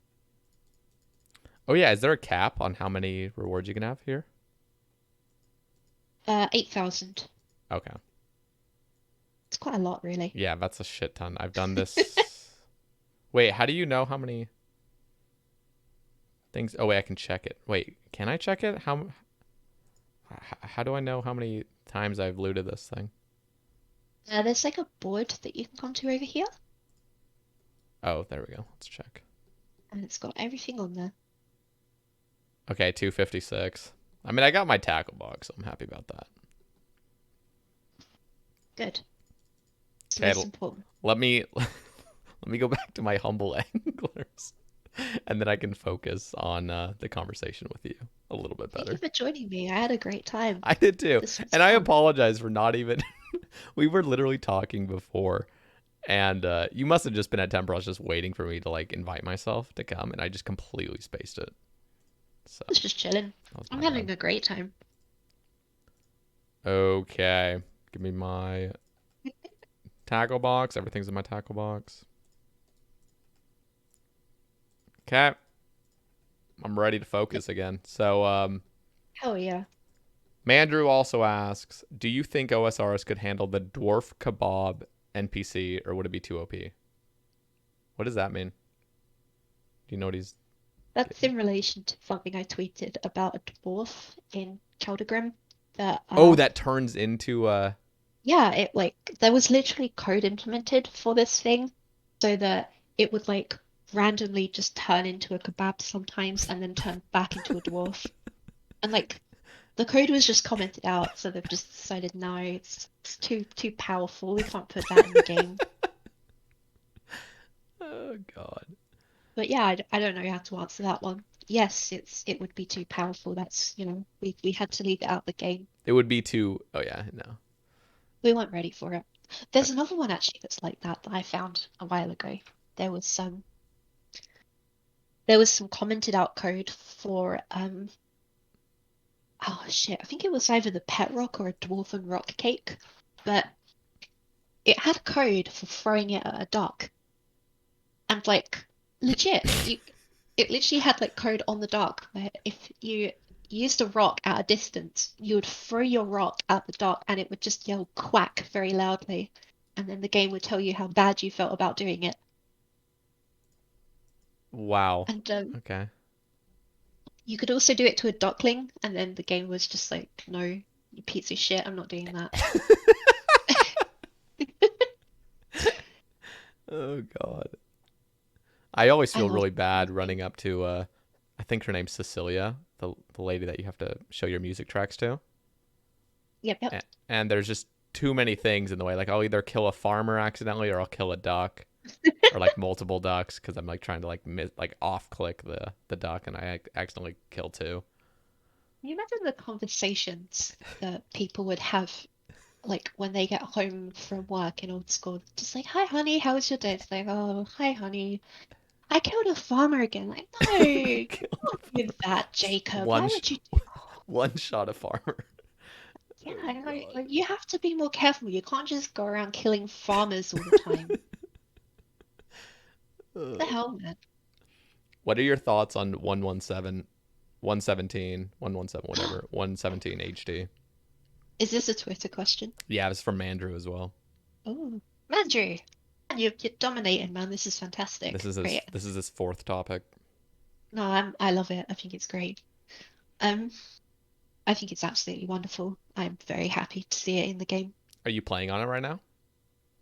No, my GPU can't handle Ooh, it.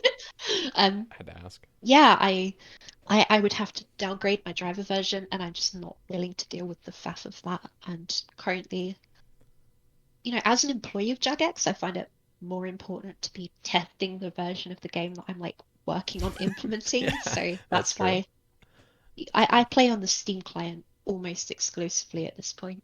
That's good. And yeah, I catch a lot of stuff because, funny enough, who would have thought, but re-implementing 20 years worth of game content on like a brand new client turns out to actually be kind of a big deal and not easy to handle. So Yeah.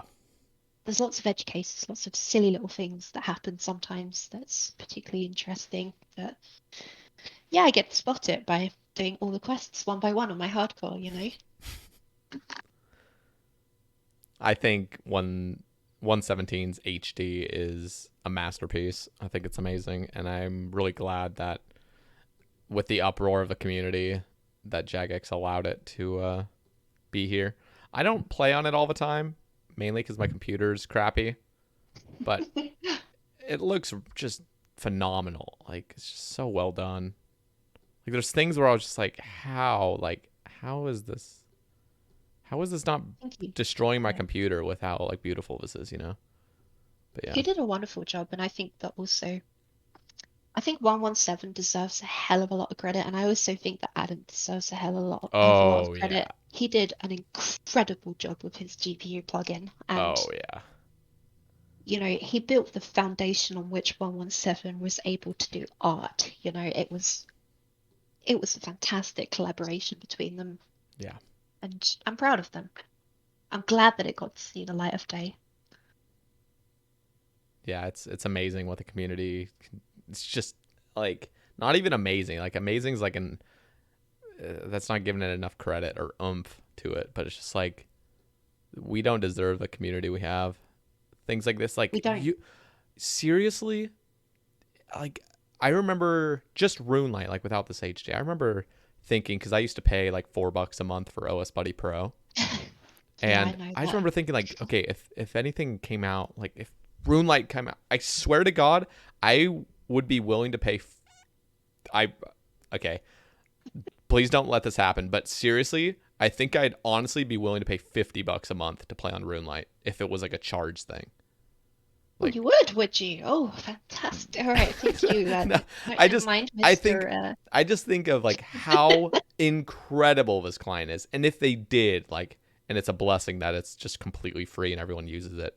But like, even if this thing cost $50, I would still gladly pay for it because it's just that fucking good. And now with HD, like this is all free. How? Like how is this even possible? Like, and the crazy thing is like I know it's a microtransaction with bonds and stuff, but I haven't paid a single dime in years for this game. In fact, being a content creator, Jagex just gave me a year's worth of membership for free, and I'm just like, I would have just paid the, I mean, I would have just used the bonds on myself. But like, this entire game, this entire plugin, HD, Runelite, everything is all free. Like, how is this even possible? And it's just the Absolutely. community is beautiful. So, Yeah, people people love old school RuneScape. yep, That's literally all I can say about it is they love the game, and the answer is we don't deserve them. Um, at Jagex, we uh, we ultimately do our best to offer people what they want, but a lot of the time people just give back to us, like there are people in our community that put in crazy amounts of effort to make our mm-hmm. game even more beautiful. Like you look at the wiki team, Oh my we god. have arguably the best wiki for any video game on the entire planet. I would argue that that is just flat out true. Yeah, and the fact that the ceiling is so high as well, just for how much information could be on it, and yet it still has like everything. Because I just think of like a It's normal video game incredible. that there's not that much depth to it, but it's like this is just crazy. Yeah, the wiki is Yeah, incredible. it's absolutely fantastic. I'm just, I feel privileged to be honest to be working on this team and to be working on this product. And I guess, that kind of does have some negatives with it. Like, sometimes people are very passionate and they will direct that passion at me in a negative way Mm-hmm. because I think at the end of the day, what happens is people are afraid of losing what they have. And so they kind of go on Twitter and they find one of the J mods that kind of they feel that could represent them and they yell at them to say, hey, come on, buddy, keep the game how I like it, fuck you guys, why did you do this? And stuff like that. And I guess personally I just accept that it's gonna happen because like when people do that to me, I don't think like, oh, you know, they're attacking me, they're a bad person, I'm angry about it. Instead, what I'm thinking is they're upset, they're afraid, they want to control the situation. Maybe, if they're throwing personal insults, maybe they're a little bit emotionally immature. But other than that, this is a person that we're lucky to have caring about our product. Mm-hmm. It's when they put their hands up in the air and they say, eh, fuck it, who cares about the game? Who cares about the product direction? Who cares about anything? That's where we're in trouble because it means we've lost the passion behind the community and what drives the game. Wow, Like, that's a crazy. That's a beautiful way to look at it, honestly. thank you, but that's how I don't get angry or upset about it when people yell at me because I just don't feel that way. No, I People think that's often do it completely because they're accurate too. afraid. Yeah, that's how I would feel. In fact, I'm in a great position to have like a little bit of influence over the game, I would say. I mean, a little bit where I can just voice my opinions and stuff. Yeah, And for sure. like I'm really passionate about this game. I want this game to thrive for many more years and stuff. And so I can totally understand somebody that's not in a position to like doesn't have followers and stuff want has their own vision of this game and what it means to them and stuff, and like I can totally see like outcries of just Yeah, exactly. yeah, so interesting. And people, at the end of the day, people were sticking up for their morals in our community. They were saying to us, hey guys, we're not okay with the fact that you kind of took away something that was good after all this time. Like, most people's take on it was, fuck it, if you would have taken it away like a year ago, that would have been fine. But, the details of the communication in the last minute, that's kind of what upset people, you know? Mm-hmm. And yeah, it doesn't matter how people express that at the end of the day. The truth is, I'm just glad that they did. And I'm Yep. never gonna sort of focus on those negatives because, yeah, like when I looked at my inbox, Christ, man, there's like all sorts of stuff in there. There's people, but honestly, for the most part, it's people saying, sorry about all the hate that you're getting right now. You're loved, you're valid, you're awesome, which is incredible. That's always so kind. But that does come with the messages of people saying, kill yourself, do this, do that. You're a horrible person. You guys fuck over everything. You don't care, stuff like that. Mm-hmm. That's part and parcel of working on something that people care so much about. And yeah, I'm never going to discourage that. I'll try my best to discourage the attitude of like being a dick to other people on the internet because it's not really great, but yeah, other than that, I'm just glad to have them on board and caring about what we're doing. Mm-hmm.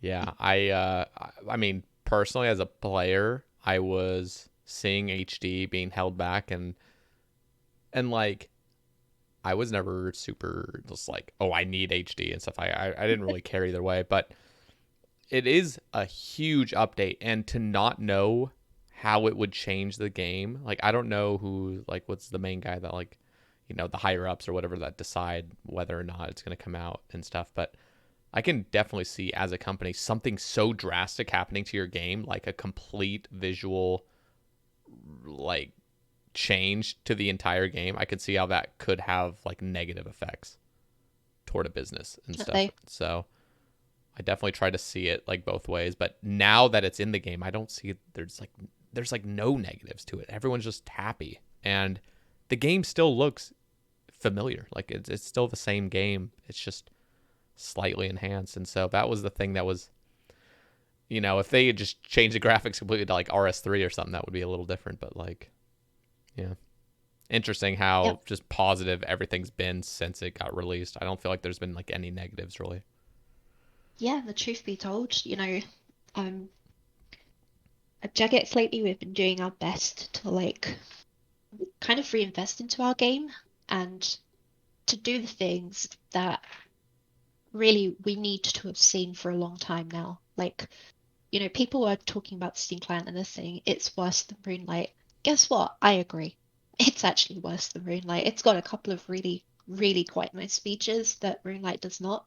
The 120 FPS, oh my God, it's gorgeous, Yeah, but that sounds amazing. that doesn't make it better than Runelite for God's sake. Mm-hmm. And the truth is, it's because we're playing catch up at this point. And as far as HD goes, we are now going to have to play catch up. If I'm completely honest, I think that a company paying money to professional developers that have all of the support network necessary to do the best possible job for the product and have all of the internal knowledge and comms that they need to get the job done, I think they can do a better job.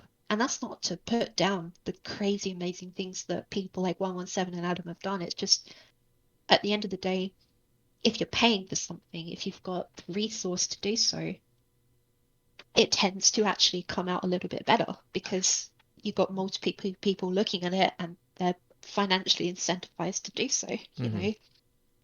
And that there's little things as well, like, I'll give you an idea about the HP bar, right? There's in Runelite, when you attack a monster, an HP bar appears in the top left that gives the monster's name and how much HP it's got and stuff like that. And it's not quite accurate. Oh yeah, no. So don't quote me on this because I'm not 100% sure, but I'm pretty sure the reason for that is because on Runelite, they only have access to the information that we give them. So what they see is the HP bar that appears over the boss's head. And based on that and wiki information on how much HP a monster has at its base level, they're able to roughly deduce what HP the monster is at. So they're doing like math on the actual length of the HP bar and how much green versus how much red it has. Yeah. And that green and red is very off sometimes, especially when it gets to the very low HP. It's just like, it could have like 20 HP at this point or 1. Like, you just don't know. And do you know what we do at Jagex is we get the value of the monster's current HP from the server and we say, hey, yeah, can you make that available on the client, please? Oh yeah, there you go. Brilliant. That's and amazing. Then, boom, done. Now that is something that's, like that's an amazing update. And I wonder, so it keeps track, would it keep track like every tick? So if like the monster regened, or do you have to attack it again for it to refresh?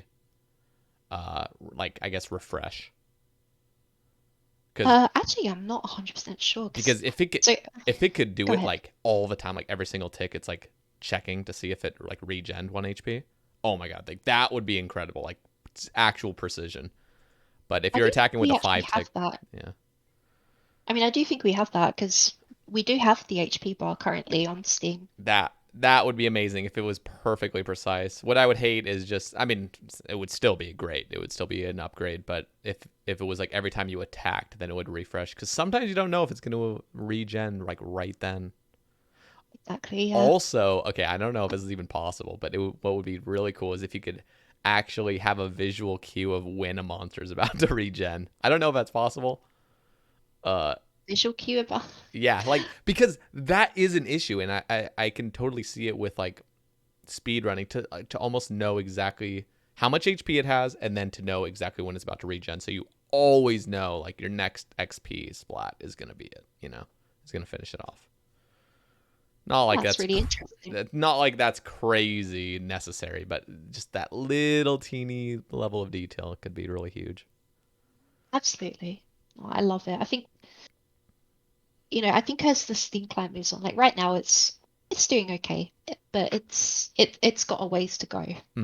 And I guess that's kind of what I'm saying is I think that we can do a better job. I think that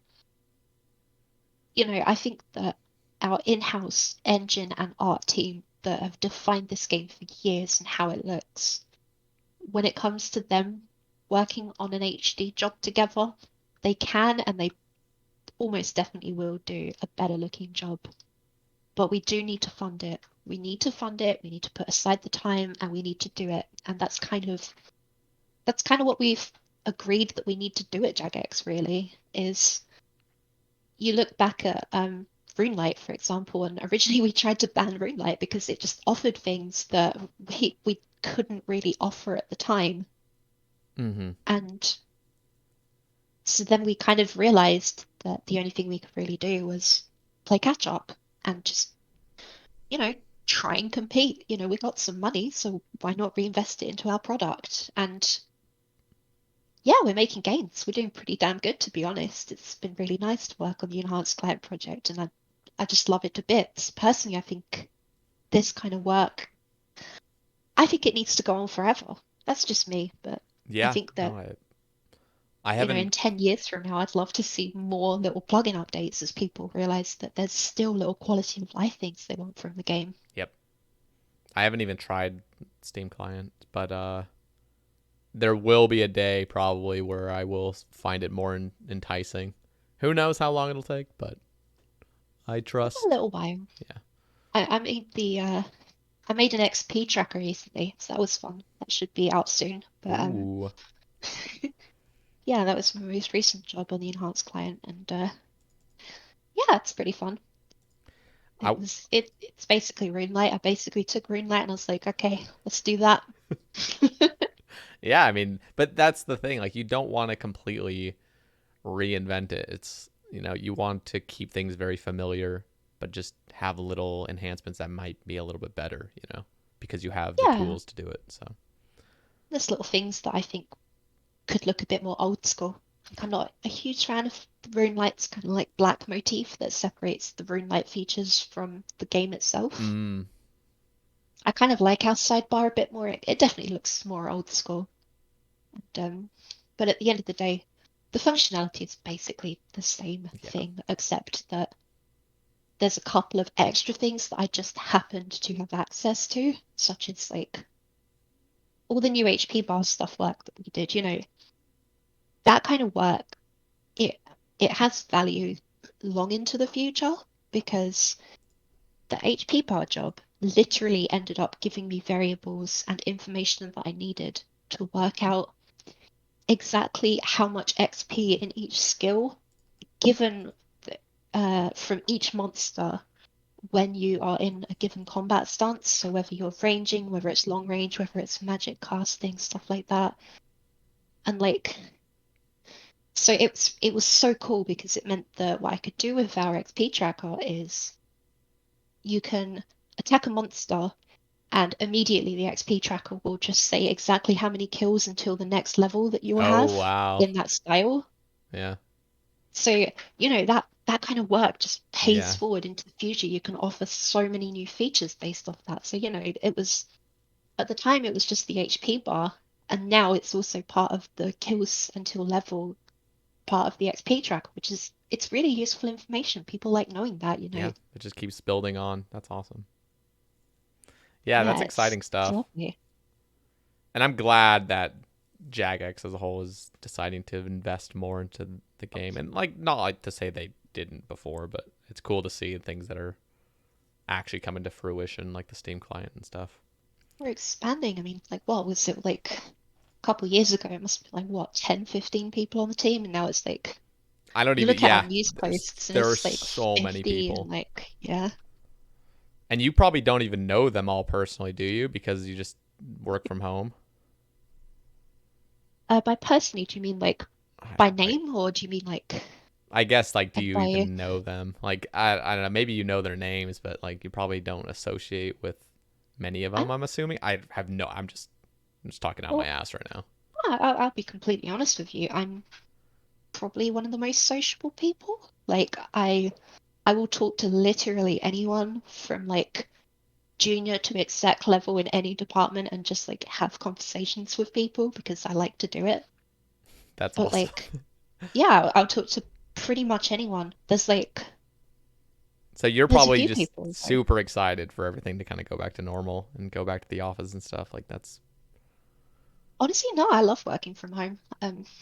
I I like being able to roll out of bed onto my desk chair and just I do too. I like it's working from wonderful. home. But that being said, I live near Cambridge because I like going out with these people and spending my time with them. They're wonderful human beings. That's so cool. I have a question from Drum. So I'm a Drum. He's a Clue enthusiast like me. Oh yeah, And he personally DM'd me and wanted to make sure that this was asked. So very important. he asks, "Do you like to do clues?" And then, "What is your favorite tier of clue? If so." So yeah, we'll just ask those two first. Do you like to do clues? So the answer is yes. I love doing clues. They make me very happy. And what is your favorite And tier? My favorite tier, trying to think, it's either master or it's medium. When it's a good master, it's masters. When it's a bad master, it's definitely mediums. Because there Yep. are some really Yep. shitty master clues. Like, Yep. my God, you know? Yeah, there really are. And sometimes you get like those 8-step ones that just never ends. I Yeah, and some of them are like 6 steps of like talk to the guy in the Legends Guild, and then Yep. it's amazing. Those triple steps need to calm down. I feel like I don't know. There needs to be the triple steps. Yeah, Those get me. It's just like you just look at it. It might be easy too, but you just look at it and you're like, all right, this yeah, clue's it's, down the it's shitter. I mean, you'll still do it, but you're not gonna have a smile on your face. I think that's the point, is that game development is about making people happy, right? Like Yes. that's at the core, that's what it is. It's about, Okay. I yeah, I need to just say this right now. yeah, Whoever the developer is that keeps coming out with elite clue steps at Isle of Souls and random ass places like that, need to stop doing that. They can continue to do that, but they need to offer either a teleport to. There are 2 steps on the Isle of Souls that are elite steps. Elites are already the worst tier, and they're not getting updated for how much longer. And then you're adding 2 steps that are take 5 minutes to run to. And anyway, I'm just triggered by it because I do elites a lot. And there just needs to be a teleport to Isle of Souls, or there needs to be a shortcut that gets you there quick. It can have some yeah, levels attached to it. I don't know, but it's painful. yeah, that's That fair is not enough. that is how you kill the fun in a clue, is by just having something that's super super super far away for no reason. I think that's kind of like the part of clues that's interesting, is that they kind of give a really good insight into what people do and do not like, because Yes. clues are going to a place over and over and doing a thing. Yep. And like Do, some things you, make people happy, other things do not make people at all happy. you know what's funny is you mentioning that remind honestly, you could show me any hard clue step, any elite clue step, any master clue step, and I would instantly have a feeling attached to it of either this is fun Yeah, or this is shit. And I would actually like to do that. I would honestly like to make like a spreadsheet and just see like my feelings like a 1 through 5, like how much I enjoy this step. Because dude, there's clearly ones that are just piss me off just looking at it. I feel like I don't know, what if it was all fives though? Like, I don't know, you just reach climax or something, just so That's true, but fucking then happy. yeah, no, that is a good point. Hell yeah. No, I think we should go for the fives, Yeah, personally. but as soon as you Feel get to the free. fives, then it's going to be like, okay, now it's on a scale from like 4.1 to 5, and then those are going to have their own little, it's always going to be. But no, there are some that are just clearly just piss you off.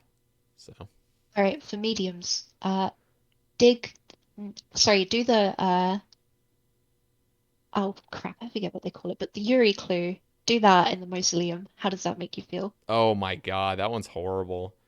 What Like, about south of Grandor?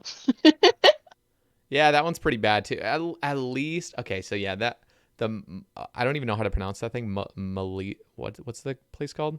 At the God, I literally said it correct, and then you like confused me, and I don't know anymore. No, I still don't know how to Mausoleum. say it. There you go. Say it again. I was talking when you Maus Mausoleum. Mausoleum. slowly, slowly pronounce it for me. We got this, buddy. Mausoleum. That's Mausoleum. mausoleum. That's how you Oh, pronounce you it. got it. Well done. Okay, mausoleum. Yeah. Okay, there we go. Oh, I got him before someone actually responds Yeah, after. It's I don't like, even what know the how to fuck are you pronounce that word. talking about?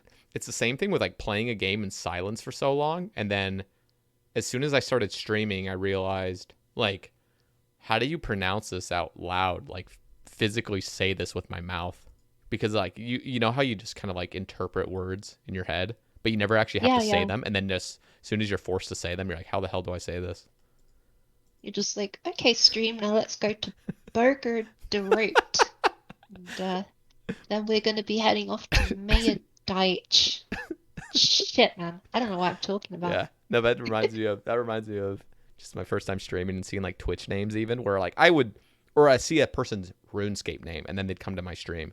I'd be like, I don't even know what to call you because your name's not even like a word. It's just like numbers and letters. Like I don't even. It's weird. But like I knew what to call them in my head.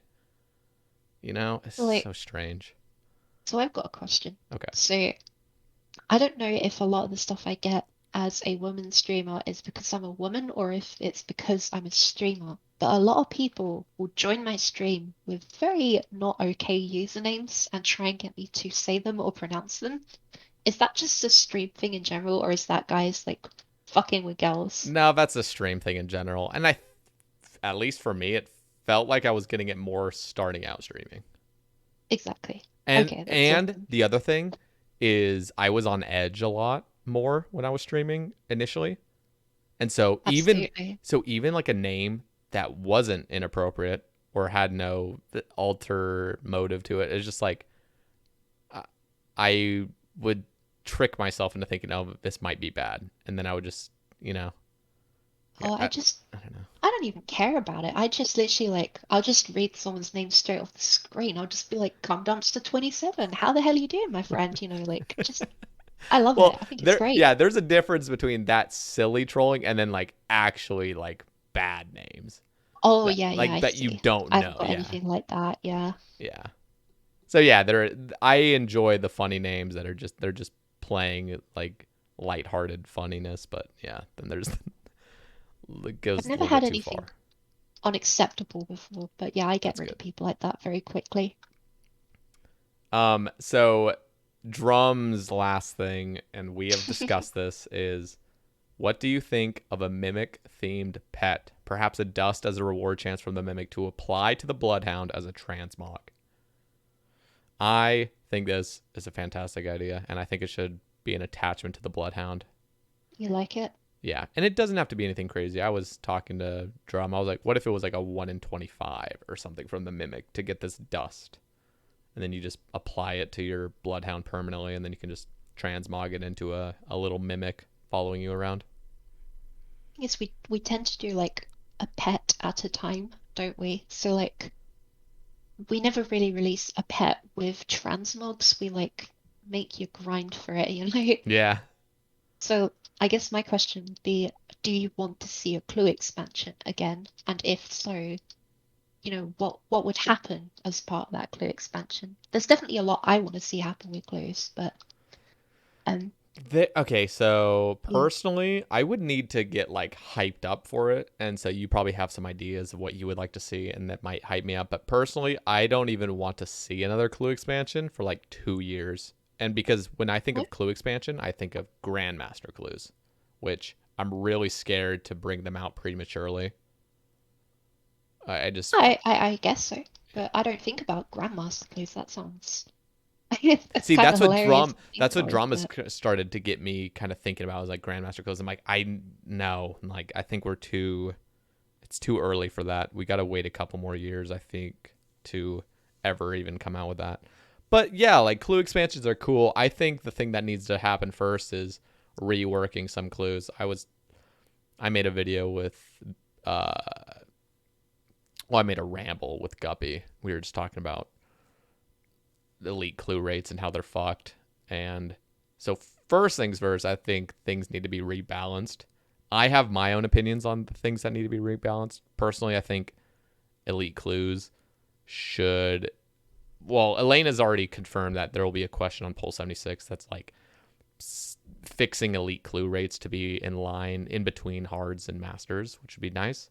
But on top of that, I think the 1 in 35 mimic is a bit too extreme and it should drop down to 1 in 25 for a mimic.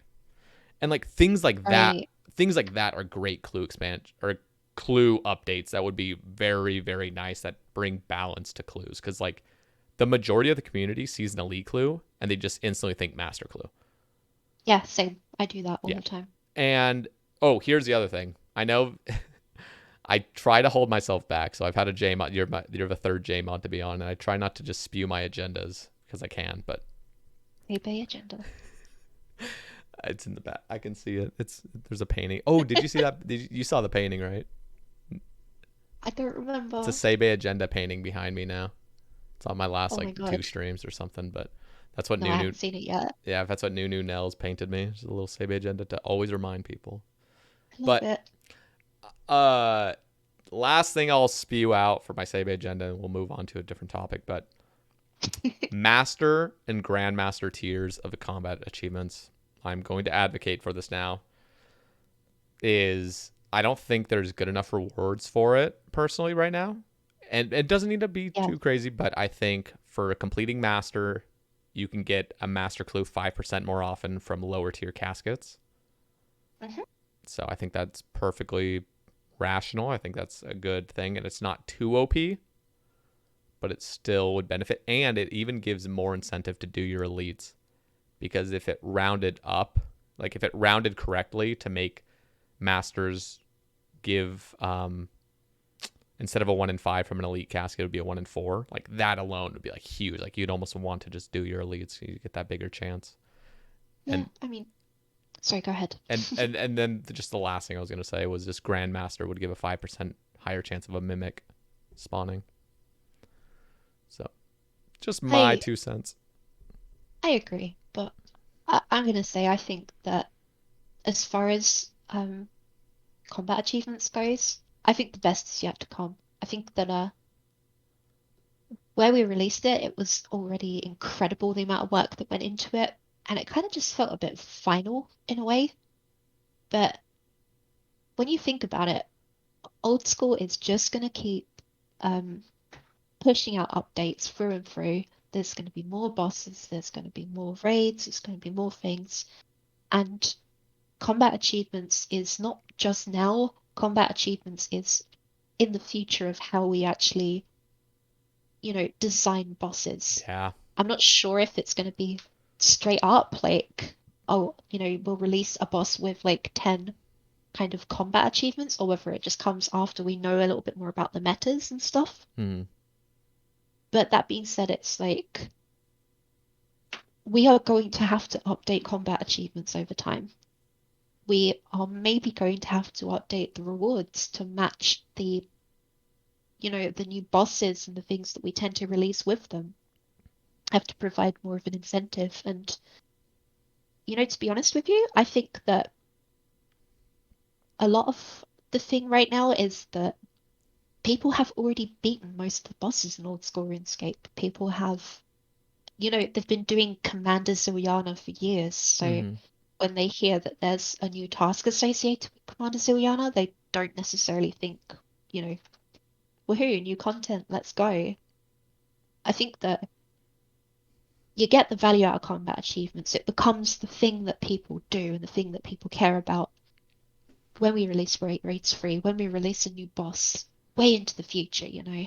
And when that happens, people will suddenly look at their combat achievements and say, well, actually, I'm already doing raids free, so why don't I quickly go for a speedrunner task? That sounds like fun.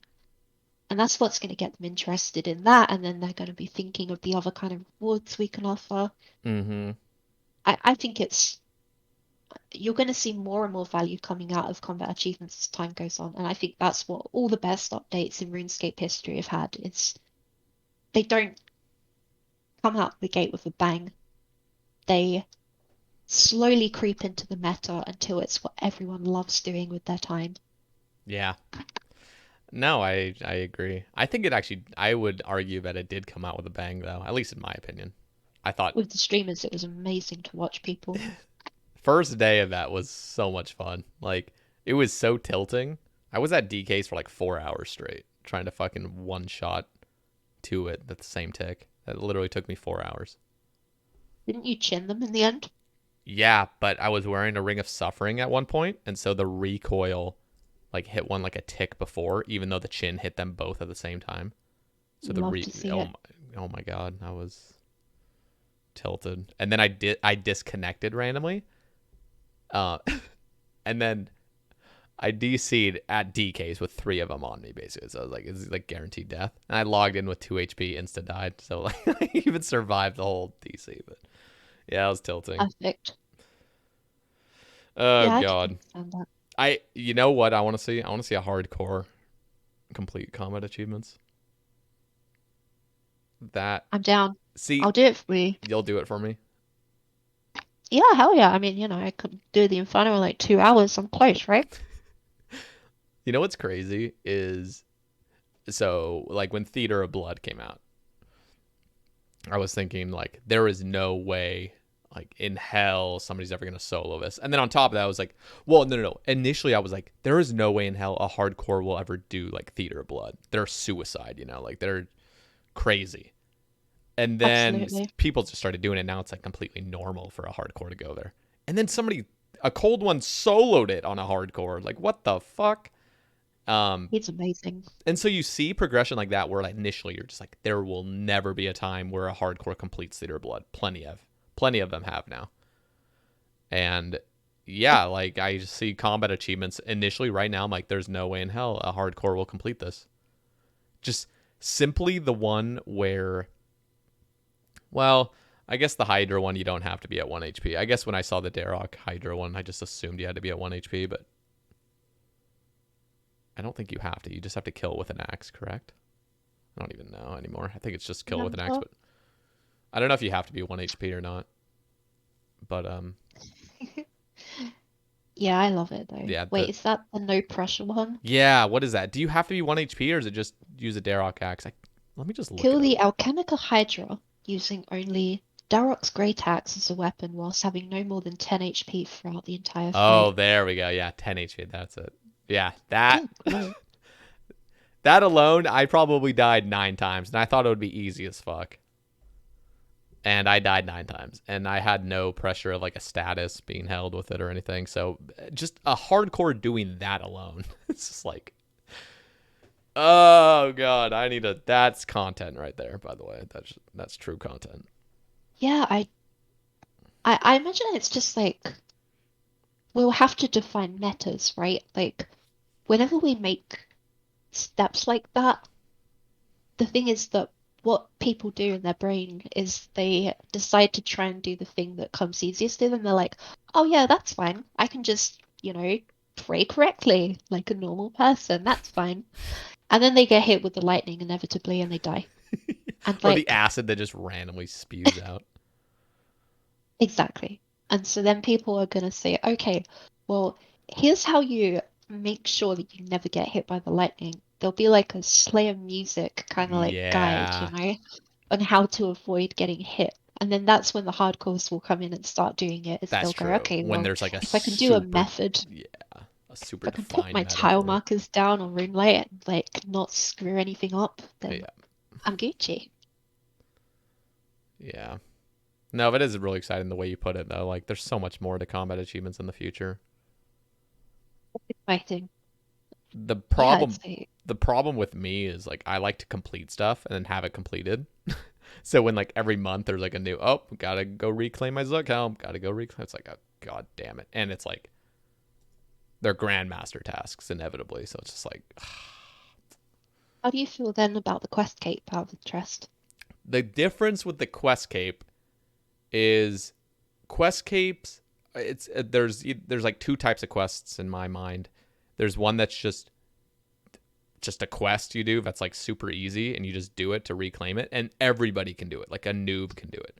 And then there's like the grandmaster quests or whatever that you were going to do regardless because it's offering you super good perks, like like the Arceus spellbook thing, like that super master quest that took forever. It's like you want to get that Yeah, regardless, but with like a so you're grandmaster not set that's thinking just about your quest cape. yeah. And the thing was like getting a Zook helm back. It's like, oh, go speed run raids 3 this quickly. It's like, ugh, like I wasn't even gonna do this regardless of anything, but now I just am really forced to do it. You want your Zuck helm back, so Yeah, but that's the price you have to pay to get it, and so that's at least they've decided. At least they said way before Combat Achievements ever came out that this is how it's gonna be. So it's not coming to any surprise to any of us. So definitely. And I think that's why the best is yet to come. Give it time, and inevitably, ideas happen, perks happen, things will improve. Like, mm-hmm. I would honestly say that most of the content that's ended up being absolutely beautiful about old school RuneScape at one point has not been considered to have had that much potential in the first place. And when we look at combat achievements, it's like it's already amazing, and yet it has so much more potential. So, why not? There's going to be so much more to come. I'm really looking forward to it. The most amazing thing is, like people were complaining about bugs on like day of release and stuff. Yep. And but when you look at like how much there was to it and to just pick out the bugs there were rather than how many like successes there were throughout it all. Like I'm just thinking, so I did the no dig Inferno or something like that, and there was like a full system update, and I thought for sure that system update was going to completely forget what task I was doing and just fail me like automatically. But Yep. no, nope. They made sure that it wasn't going to fuck it up, and so I completed it, and I was like, wow, that's it's really nice to like not look past it, not like over. It's not an oversight. Like there's so many things that they did so well that worked. Sometimes you just almost Absolutely. think like it's gonna bug out or something like that, but no, it passes. And yeah, I'll tell you that like our QA team gets a lot of flack because at the end of the day, Old School RuneScape is a game with 20 years of content in it, with 1,000 different entry points to do a billion different things. Mm-hmm. And nobody can catch everything that's going to happen. I don't care how good you are at your job. Yeah, and then You you will have a never hundred, and ever then you catch have, it all. and then you have 100,000 plus people that are just doing it day one release, like spamming everything. So of course you're gonna see like something here and there that's just wrong. But Yeah, and the meme will always be, oh, the community are the QA. But guess what? Yes, the community are the QA for the game that they love because ultimately we can't do everything perfectly. mm-hmm. And I can tell you that our QA team are amazing at what they do. They catch so many things that I would put in the game full force and ruin everything if I let them. Sorry, if I let it happen, if Yeah, they didn't let it happen, or if they let it happen, yeah, but yeah, just like, ah, damn. Yeah, it kind of sucks sometimes because when something goes wrong, people will say, QA team not doing their job. And I yeah. kind of hate it because, nobody will ever, ever give the pride and the accolades and the love to the QA team because as far as they're concerned, as far as the players are concerned, the job of the QA team is to make sure that no bugs ever make it into old school RuneScape, no issues ever make it into old Mm-hmm. school RuneScape. And that's it. They don't care about like the overall quality of the content, the myriads of stupid issues that otherwise would have made it in if we didn't have them on our team. Yeah, And yeah, I guess it's kind of a little bit of a shame, really, and because it's just human nature to just pick out the one bad thing. Like even if they had a 99.99999 with one bug that came into the game, everyone would just pick out the one thing. It's like they will never see all the 99.9 thing that they did perfectly. yeah, So, absolutely. Just, sometimes things get through to release, and sometimes, most of the time, they're not that bad. I think probably the coolest thing about combat achievements is that basically nothing was game breaking. There was like 400 tasks, and mm-hmm. nothing broke, nothing crashed. It was just that some tasks were a little bit buggy and fucky and like completed when they shouldn't complete, or they, didn't complete when they should. Yep. And like I think that alone was pretty fantastic. It was kind of funny though, seeing like the issues with the Zanies. Like that's all that I got from combats is it was really funny. Like having other people's instances of the That regular was nightmare really make it into strange. your Zanies. Just The be like, the other one that was just the big one I noticed is because the first thing I did on day one was went to Barrows, and then the one was like, don't get hit by any brothers.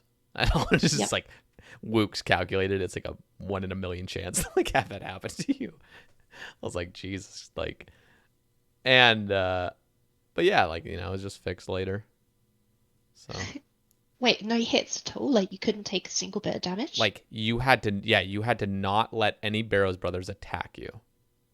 Like that was Oh, it. right. And so like you open the coffer or like whatever, like the coffin in the middle of the room, and you had to make sure, and you only had a tick of clearance. Like it was basically impossible. You just had to get lucky on 6 different uh openings. basically. Like you just had to get lucky because if the Barrow's brother were to spawn anywhere within like 3 tiles of, or like I guess a 3x3 of you, it would hit you and that would fail it. Yeah, I'm trying to remember now if I did that one on release because I remember running around the room trying not to get hit by the Burroughs brothers, and I fucked it up every time. Yeah, no, it was like impossible. It was like impossible to do. So Perfect. I love it. okay, Adicon asks, what are your personal favorite and most hated bits of content coding wise? And then he also asks, if you could get lucky on just one pet, what would it be? Oh, wait, don't bother answering that last one. Funny. Hilarious. Good job, bud. Proud of you. No, I'm joking. You're fine. But What are your personal and yeah, favorite and most hated bits of content coding wise? so basically asking me like, which of your coworkers is shit at code and which is great now. Yeah. So my favorite bit of code content wise, sorry, content code wise, I don't know if it's like okay to say something of my code, I guess. Like that it's not an arrogance thing. It's just like the thing that made me the happiest was what I implemented because, I implemented it. I have the most emotional sort of association with it, and that's the XP tracker. I loved making the XP tracker. And yeah, I know, obviously, I know that system inside out since that was my system. And there was so many jank little bugs and little tiny things that I had to deal with there that made me just really happy and just like made the whole system feel like, it took ages to do and it was really, really challenging. So that's kind of where I get off the most really is making my own code, not necessarily just like working with someone else's code. So But I'm a little curious. Do you find the most enjoyment of it after it's completed and you see it like from like you just I don't know, like you take a step back and like, wow, I did all this, or is it like the process of it is even fun? all the way through, Because I don't even the code. process, I couldn't. I don't know how to code. So, but you enjoy it the the journey. process is fun. Sometimes you get so deep in there that it kind of like it can be quite frustrating because like you'll say, oh, I need to make like an edit to this like the way that this process of the code works, like how this certain bit of information gets reset every time. And then you realize that that's already tied into like, I don't know, 20 different places in your code already. So you have to go through and pick out each one and make sure that you sanitize it every time and do the right thing and don't screw anything up. And that can be stressful because you just have things go wrong and then eventually it works and you're just like, what the fuck? Is this actually working? Can I trust that it will work or am I just full of crap? Did I actually get it?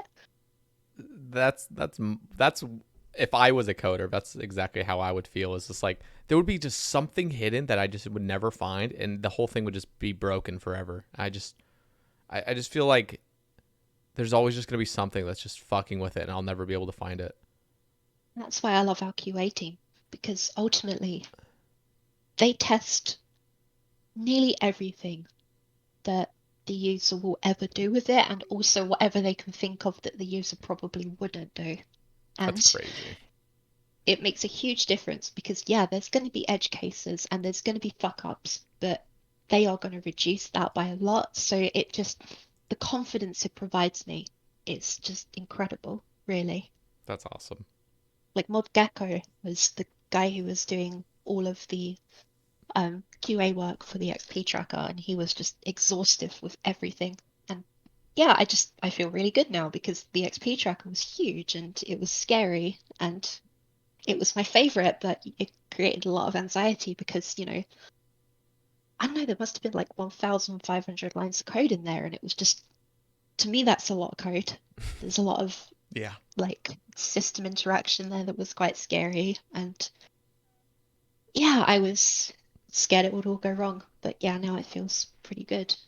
I And mean, what's I've your got my baby in the code base. most hated?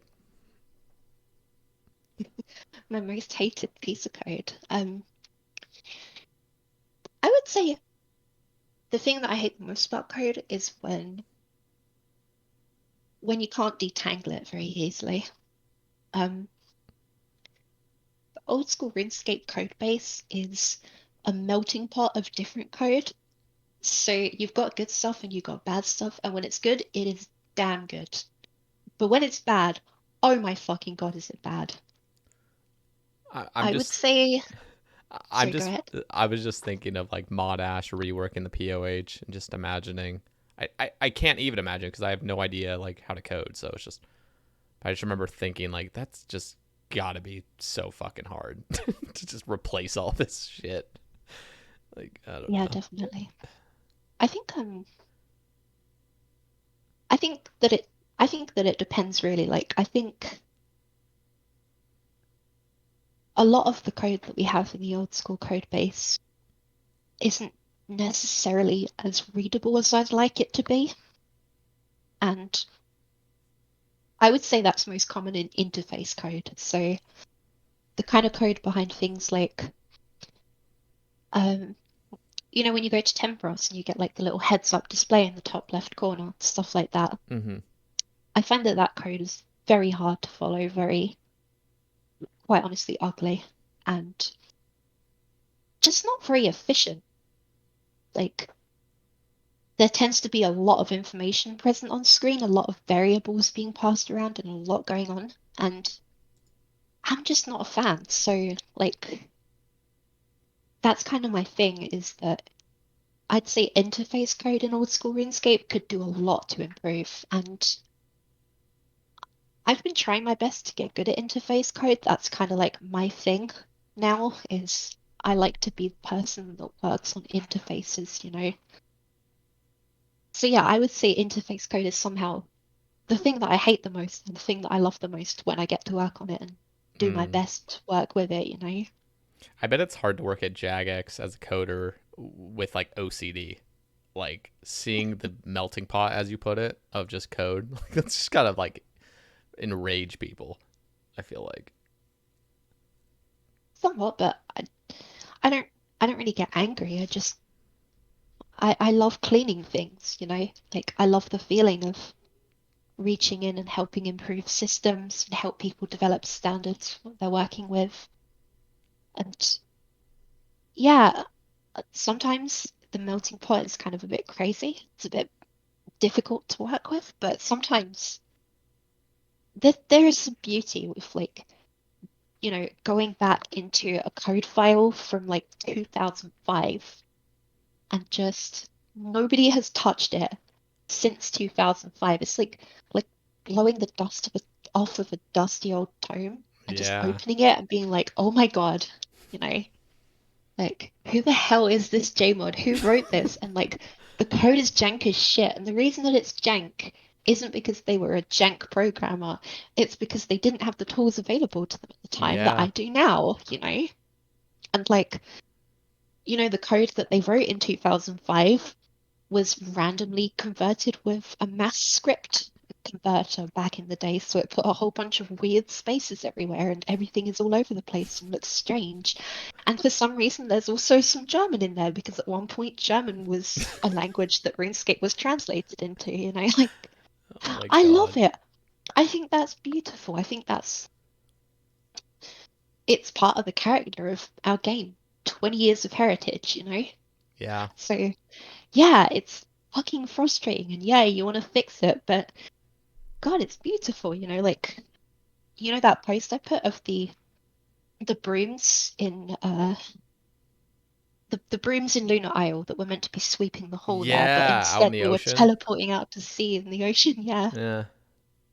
Here's the thing. Now that people know about that, what would you prefer? Would you prefer that we put them back on the Lunar Isle and we had them sweep up where they're meant to sweep up? Or should we turn it into a tourist attraction where you can teleport out to sea and watch them sweeping the ocean? I, I wouldn't I wouldn't mind either way, but that's just Eh, so random. So who knew about that before you like shared that? They're just random brooms because like you can't see them, right? as a Yeah, player. so that, yeah, you can't see them because it's too far out at sea to So actually see. so do like there has to be like some people that know, but like what was it's just one of those The things. It answer comes is back to like yes. the humor of like them just being out there, but it's like you don't ever get to share it. I don't know. It's just weird, strange to me. Yeah, I mean, it was a mistake that someone had made, and that was all really. And that's why it was funny. It wasn't like done on purpose. It was Oh literally wait, just an oversight in the but code. but it was an oversight. But they saw it and they didn't fix it, or they just it was truly an oversight and they actually just They forgot that they were missed up that they were in the ocean. there. They Oh, literally okay. missed that they were there, and I that's thought why I found it so they funny. saw them out there and like, I'll just keep it. Damn. No, no. The interesting part is that we had deduced based on that that Lunar Isle during development had actually been further over towards the east, so the entirety of Lunar Isle had actually been moved. It's just that they forgot to move the teleport routes of the brooms. Oh god. So yeah, they were Yeah, just and out there sweeping the ocean if instead you of Lunar move, Isle. yeah, if you move the brooms now, it'd just be it wouldn't be old school anymore. Just Exactly. Yeah, you just exactly. gotta That's keep the things. important part. It's And like the like, green pixel on the construction icon. Just can't you know get what, rid. you want to know? There is no green pixel on the construction icon. In fact, sorry, there is now, but there never used to be. What? We So here's the thing, right? Life isn't as it seems sometimes, guys. Sometimes shit's fucked, and you don't necessarily know why. So we didn't have a green pixel on the construction icon. That was simply a compression artifact from the way that we compress image icons down into the game. All along, that file, as it was being compressed down and it put out the construction icon, had been putting out a green pixel. But then we added something to that file, and then the compression worked in a different way. And Hmm. all of a sudden, the green pixel was gone because it was being compressed correctly then. And then the community were in uproar. So You're, we actually had to manually go into the file and put a green pixel in there. you know what's funny? I use XBR, so I actually have 4 green pixels. Actually, watch. Give me 1 second. I'm gonna take a picture of this with ShareX. It's gonna be kind of loud. 1 sec. I'm showing this. I look forward to it. There's it might be I don't even know. It's a jumble. It might be like 5 or 6 pixels, but it's just this little green lump right there because I use XBR.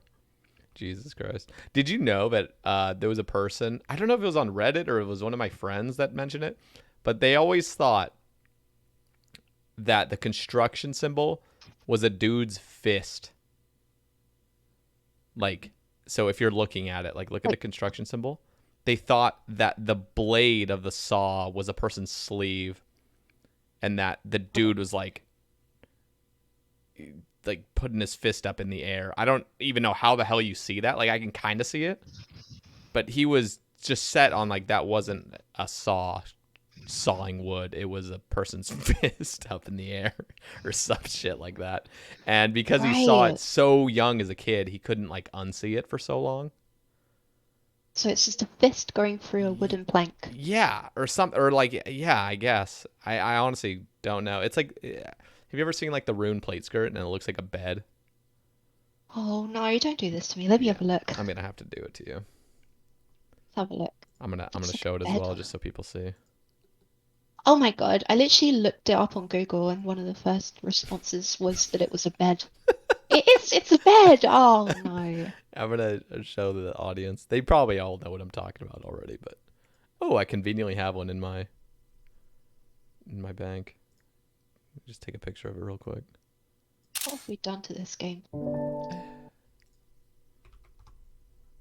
There you go. So the bed is like this is the frame of the bed, I guess, where like the pillows would go like right here. And then this is like the blankets drooping over right here over the bed. And then this would be like I don't know, I'd say like a twin, maybe a twin XL bed. Doesn't look quite like a queen. Love it. But yeah, that's how you see the bed. You just sleep on that. And like as soon as you see it, you can't unsee it. There's another item that I always think looks like something I'm not gonna be able to remember, but there's an item that I used to think looked a certain way, and then somebody said, "Oh no, I know what it is." It's not gonna look the same though because I'm on XBR. I don't even know if I have the item in my. Oh, I do. Okay, this fucking item, the ensouled Dagonoth head. What? I had no clue what I was looking at for the longest time.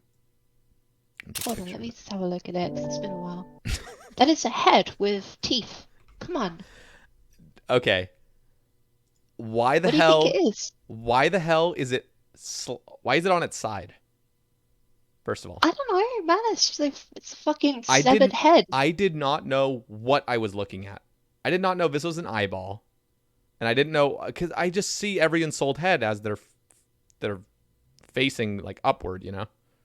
And then this one's randomly slanted to the fucking side, and I had no idea what I was looking at for so long. I'm like, uh, like I couldn't even tell you. I just thought it was a fucking thing. Crocodile? I didn't know what I was looking at. I didn't know this was an eyeball. I didn't know this was a mouth. I just didn't know what I was seeing, and I just accepted the fact that I didn't know what I was looking at. So strange, but now I can You clearly come see to it. terms with it. I Like, love it. like I can clearly see it now, but it was so hard for me to just understand what I was seeing. Interesting. Anyway. I'm looking forward to seeing like the format of this podcast because like I look at other podcasts you've done and you've like neatly arranged it into sections Oh, and like like the timestamps. I've only done those with a yeah, few. I'll do it. I'll do it with this one. and this is gonna be hilarious. You just like Zuko goes on like a 20-minute rant about the green pixel on the construction icon. Like that's valid, you know. Yeah, no, there's some like sometimes I don't know how like I think it was Mofo's cast or something. There's just like so many random timestamps. I'm like, I don't know whether to just include this in one big section and just say miscellaneous or just every 30 seconds say it's a different topic. Like I don't. I need somebody in my audience to make timestamps. There should be a dedicated Oh my timestamper God. for the Sae Bae Cast, you know. And I won't pay you a dime, but just do it for me. Anyway, The way that you do it. I think I do pretty well at like the few attempts I've done at making timestamps. I think I've done pretty well, but it's effort. You do a wonderful job. Thank you. You should be proud of yourself, friend. Thank you very much. You're welcome. You do a Yo, good podcast. thank you. You can make me cry. Yoda's I will make you cry. Yoda's Yoda. Well, he asks what kind of OSRS player are you, but I think we've kind of covered that. He has some other questions, and he asks, well, it's kind of going on about what kind of player are you. He's asking like endless spreadsheets, goal lists, to dos, or winging it and just doing content you enjoy. And then he's also asking, are you a fancy boots or a fighter boots? I want to ask that specifically. Are you a fancy boots or a fighter boots type of person? What do you think I am? Fancy. I'm fancy. Good. I'm fancy as well. Fancy is the only actual correct option there. But like, yeah, I'm when people ask me what kind of a player I am, the answer would be yes. The one thing is that I'm not into PvP. I would like to be into PvP, but I'm not personally enticed by that game mode in old school. Like the way it works in old school, rather. Are you talking about I predator versus prey, or are you talking about like LMS and things where it's like everyone's consenting to fight each other? I think kind of both, to be honest. I don't know. I just find What it hard to get into. what about, I guess, I know nobody really plays Castle Wars anymore. What do you think about Castle Wars? I'm just thinking, like, in an ideal world, would Castle Wars be something you would be interested in if it was still a big thing, there was good rewards, and it wasn't just botted and, whatever, people just AFKing it? Like, that kind of stuff really does excite me, of, like, PvP.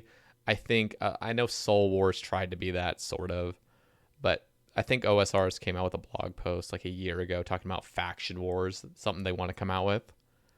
where there's like Yeah, yeah. teams and there's like 3 teams and they all have their little castle or whatever or little base. And then, there's like a free for all zone in the middle and they're just collecting resources and stuff. I don't know how it's going to work, but like that stuff is exciting to me. Typical PvP that we know about in like RuneScape where you're just out in the wilderness, hopping worlds, trying to find somebody that won't fight back. That's really dull to me. Yeah, yeah, I would agree. It's unfortunate, really, because I think we've got a beautiful game, and I would love to see PvP thrive. I just, there's nothing about PvP in this game that has yet to draw me in.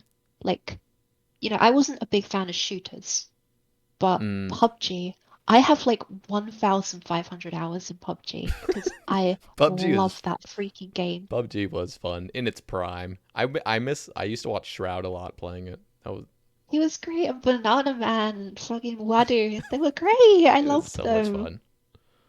So cute. I love that kind of stuff. Yeah, but that's because you like open world type games, I'm assuming. Things where you get to I explore and stuff rather than I just don't having a know. tiny little map where you just shoot people and respawn, shoot people and Yeah, respawn. yeah. Like the fun of PUBG was the things that got me into it. Like when you look at Call of Duty, it was the meta, and everyone played the meta, and everyone was good at it. And the thing is that coming into it as a player that didn't like shooter games, I wasn't into it.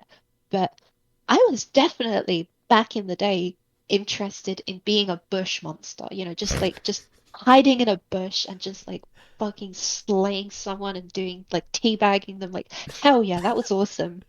But like, obviously, people would just be like, oh, of course, that's the style. But like, the thing is, that was what roped me in. That was what taught me to Mm, enjoy that style of gameplay. And in the end, my real interest was dropping in the center of boot camp and 1v1ing people with the guns and yep, just having a really good time because, that was peak PUBG. yeah, like I think that's kind of what I would like to see in RuneScape really is I don't want to see a game mode where I, as a crappy, no PvP knowledge player, jump in and have a shitty time until I can finally kill someone who's worse than me. I want the chaos. I want the open world. I want the fun of like just doing crazy stuff and like pulling off mad strats. And occasionally it actually works. And then I can like post it to the internet and be like, oh my God, look at this dumb way that I like worked out how to kill this guy. And then if I did that, then maybe I'd know a little bit more about PvP. You just level up that knowledge a little bit. And then by the end of the day, I'm a hardcore like LMS player. Yeah, I'm excited. I don't know if you recently saw AdiCon's tweet or something like that, but they're doing like a 4v4 Castle Wars tournament. And there's like 7 Oh my bill God. on the line. Like Oh my God, I love it. that kind of shit. Oh, especially when it's community driven, so it's just like people just want to see it. Okay, AdiCon probably 2 years ago had a stream where he was doing Castle Wars, just doing like semi-competitive Castle Wars with some dudes, and it's just that is like peak content. Like that was so fun to watch because I have no fucking clue what's going on, and these people are like sweating, trying to like win at Absolutely. Castle Wars, and there's so many different strats. It's unlike LMS where you just kill your opponent, win. It's like no, there's like deep strategy to it if you Yeah, yeah. want there to be. And they're doing like a competition. I don't know much of the details of it, but that kind of stuff really excites me, and that would be something that kind of reminds me of PUBG, where it's just like there is a lot you can do with it. It's not just kill a player and win. It's like now there's a different objective to it, which is exciting. What we really need to do is we need to add the Car 98K to old school RuneScape. Car 98 was We need my gun. That was like my gun. shit, man. Can you imagine just being like just hopped up on like the walls just on the edge of Grand Exchange, just like sniping someone in level 50 wildy? There's Like, there was just something so extremely satisfying about the Car 98 headshotting people.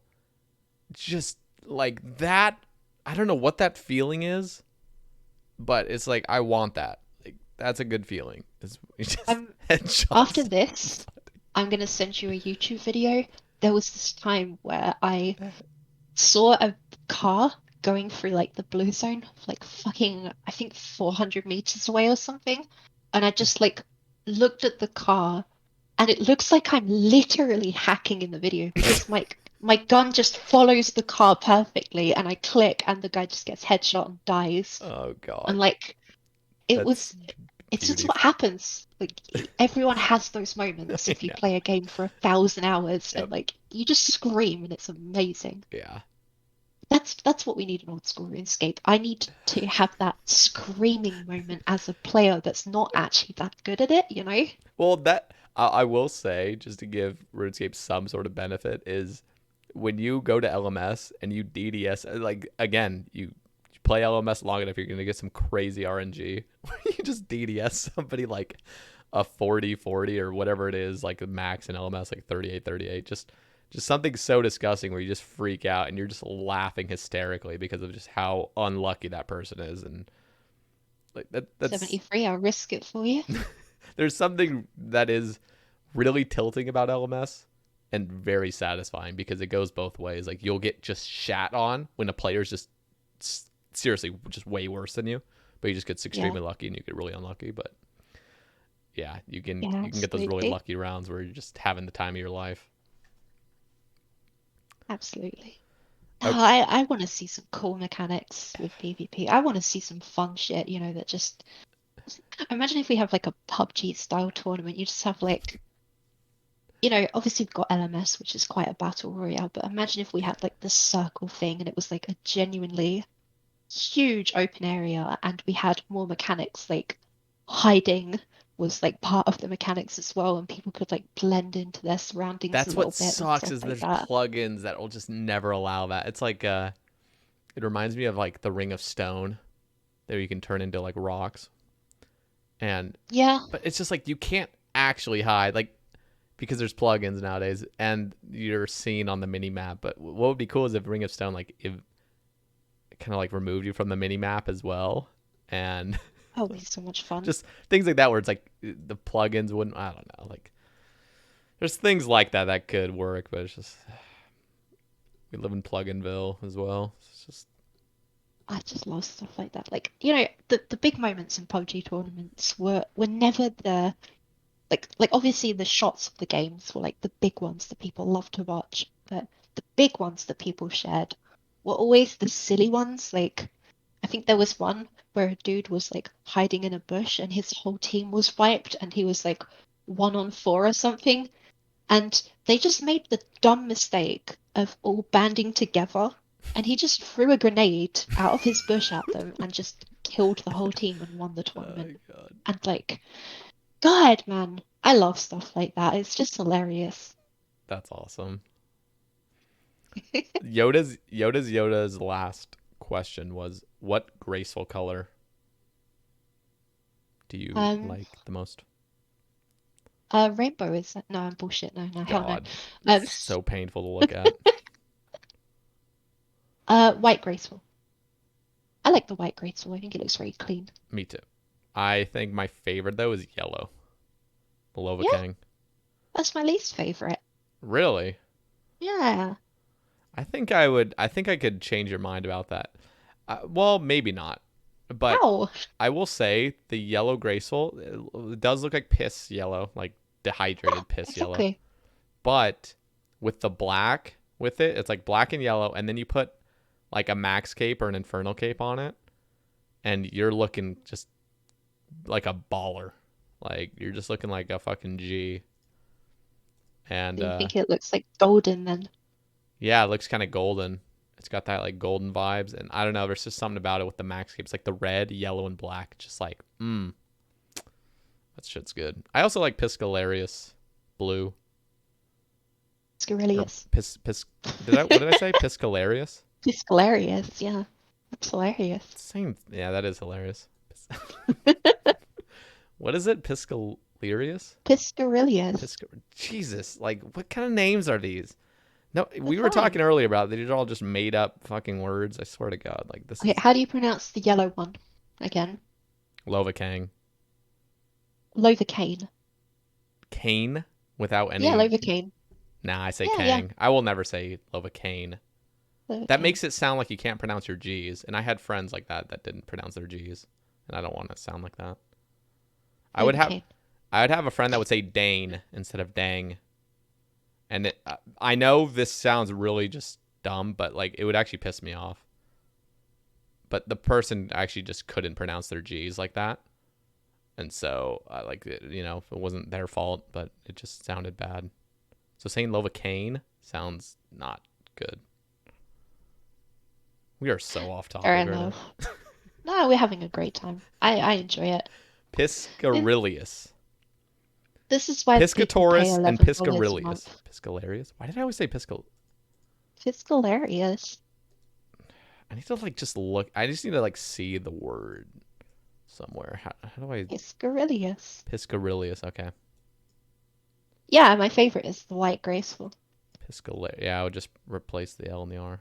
I'm a See, this is dumbass. what happens when you have a conversation with someone with ADHD, is things just go crazy. The conversation ends up being like way off topic, Um, but it's great fun. Oreo asks favorite ice cream flavor. Oh my God, Oreo, what a wonderful question. Um, so I'm a huge fan of chocolate, but I also can't get over having cookie dough involved. It makes me very, very happy. So yeah, I would say anything that increases the square footage of chocolate per like bit of ice cream, I am down for. Like if you can manufacture me like a brownie chocolate cookie dough sort of. Like the Ben and Jerry's one. What's that one called? Oh God, Rocky Road? No, no, no, no, no. There's a. It's literally brownies cookie dough, and it's called. Really? Oh God, I'm like, people are just gonna be enraged that I can't even remember this. It's like It's too expensive, it is Ben and expensive. It's like Jerry's. $6 for like a tiny little pint of it. Yeah, no, I have no interest in eating their stuff 'cause it's just too expensive. I'd rather just make it It's myself. pretty Like, good though. It's pretty it good. is disgustingly good. I love it. You don't even have Bluebell there. Bluebell, there's a. I don't know how, if you like anything like flavored pumpkin. There's people that are just against pumpkin. There's people that just love it. I feel like there's no in between. Are you a pumpkin fan? Uh, Somewhat. I Okay, like maybe there is an in between. Then pumpkin you're an in soup. between. Pumpkin soup is pretty nice. It's very tasty. Okay, well it's not a. That's weird. Pumpkin What? soup? Is it Yeah, like what's wrong with you, savory? man? Yeah, of course it's soup. What the hell do you I guess expect? there's like. It's a I guess. pumpkin, I man. It's guess a there's. vegetable. I know, but I guess there's pumpkin seeds which are savory too. But when I think of pumpkin, I think of sweets like pumpkin pie, pumpkin bread, or cake or whatever. Oh, of course. It's all the American stuff, It's just Thanksgiving comes around and There's a Halloween. Bluebell flavor called spiced pumpkin pecan, Oh, and it pecan. is like It's good literally to stuff. die for. It tastes, oh my god, like You know and what? I'm it's gonna. not pumpkin spice. So there's like pumpkin and then there's pumpkin spice. Sometimes pumpkin spice is just like aggressive and it's disgusting. But then like, so don't be fooled by its name, but oh my god, it's just like, to die for. It's so fucking good. And it's No, I'm September, so it's gonna. coming out Uh, because it's a Christmas I'm gonna holiday. give you guys a hard time because here's the thing. I've spent a lot of time of mine in America, and I've gotten to sample all of the tastes of America in my time there. And there are so many things that you guys don't know are good, and there are so many things that you guys think are good that are just not good. Okay, give some examples. Okay, here's the thing, right? Chick-fil-A is your best chain in the US. Just saying, it is the best food there. It is incredible. Oh, that's your Chick-fil-A is the opinion. best. They're not saying Yeah, that's what yeah. Americans No, think. I Okay. love Okay, okay. Chick-fil-A. And Panda Express is also, by the way, absolutely incredible. And Okay, they've gone downhill dramatically over the years, just to let you know. I used to really? love Panda, but it's shit. Like every time I've gone there recently, it's just like, what are you guys doing? Maybe it's the one I go to. You just don't do anything right. Everything's like old, cold. It's just bad. Anyway. There's one thing that you guys, so other than Chick-fil-A, which again is, God tier. I won't talk to their politics, Wait, obviously, but you food, like God Chick-fil-A tier. sauce, correct? With it? Chick-fil, yeah, okay. So my order at Chick-fil-A is the same thing every time. It is the like I think it's like the deluxe chicken one, the one with Absolutely. the Spicy burger with deluxe? the Spicy? not the spicy. I don't do the spicy, but maybe I should. Oh, it's so I just good. haven't trusted it yet. The spicy I haven't had that deluxe is many my go-to. experiences yet. Okay, Um, continue. and you get it with the waffle fries, Yep. and you make sure that you dip those into the Chick-fil-A sauce. You put a little bit of Chick-fil-A sauce in the burger as well, and of Yep. course, you get the lemonade. Wait, did you just call it a burger? I mean, Yeah, everyone calls it a burger. It's chicken. I mean what do you call it? Like a chicken sandwich? Yeah, I guess. Chicken sandwich. People It's call not, it a burger. It doesn't matter. I'm just it's not giving you a bread. hard time. It's The a burger, lemonade's man. really good, I will say. Their lemonade's really good. It's And they it's do a like I think it, it's a raspberry one as well, don't they? yeah, I think they have a raspberry one. It's kind of It's sweet. amazing. It's like a little bit more on the sweet side. I like more tart, but it's still really good. It's got like that natural lemonade flavor. But yeah, other than that, you have no idea what good fried chicken is other than Chick-fil-A. It's What? Okay, have you you okay, what sucks is like what sucks is okay, well, first of all, have you ever had Popeyes? I have had Popeyes. Actually, that's not too bad. Popeyes is really good fried chicken for a fast food place. And Yeah, yeah. there's a place called Super Chicks here, which is amazing. It's like Chick-fil-A on steroids. It's like Oh everything's my like just God. bigger. And I then need it. Wingstop. I can't say that's like a fried chicken joint, but it's like wings that are like it's like fried wings, you know. But oh my god, like Absolutely, yeah. that is the best. That's I so love good. it. But there's a really weird thing about America, right? And you guys have this obsession with the word crispy as if it means food that is good. But like, What? Okay, wait. You're okay, gonna have to define what do you. We don't say I will. crispy to mean good. No. But like, you look at the bacon that comes out of America, right? And it's always like the same stuff. It's just burnt. It's just burnt bacon. It's just ruined. It's like tiny little That is ruined. slivers. I agree. That's ruined. Burnt bacon is Thank horrible. My you. brother likes that. I like bacon that still has fatty pieces on it.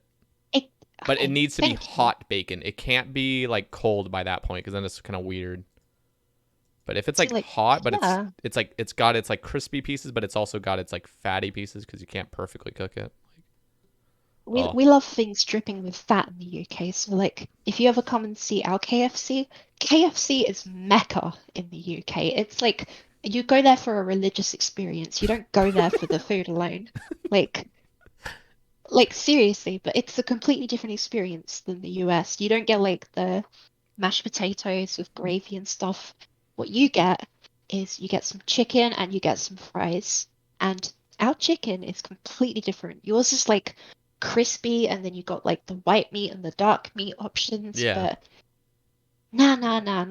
not in the UK. You just get the one option of chicken, and it's like not in the slightest bit crispy. All of the skin is Uh, like dripping with fat, and it's just fucking incredible. And like, that's a little off-putting. It's not crispy. Like oh, it's it's not. not crispy. Well, it's kind of crispy. It's just dripping. Like It's that's just very fatty. It's like very loose and soft, and it's really nice. okay. Maybe I'll And need to like I said, it's listen. Mecca, man. When I go to Runefest one of these years, which I would love to go, and I will go to the next one whenever it's available. I will try that. I'll try Popeyes if it's around there. No, we don't have Popeyes. Wait, what? I thought you said you had Popeyes. No, okay, I've spent a lot of my time in the US, so I've eaten Popeyes. Oh, what were you saying as But in the UK? You're so saying, in the UK, we have KFC, but we don't have Popeyes and we don't have Chick-fil-A. oh yeah, I know you didn't have Chick-fil-A, but oh, okay, you don't have Popeyes either. Damn. KFC is huge over here. Wait, do you have Taco Bell? We have like two or three Taco Bells in the entire country, but yeah, we I do don't. kind of have Taco Bell with a reduced menu. I don't like Taco Bell that much. I used to like it as a kid. They've gone downhill, similar to Panda.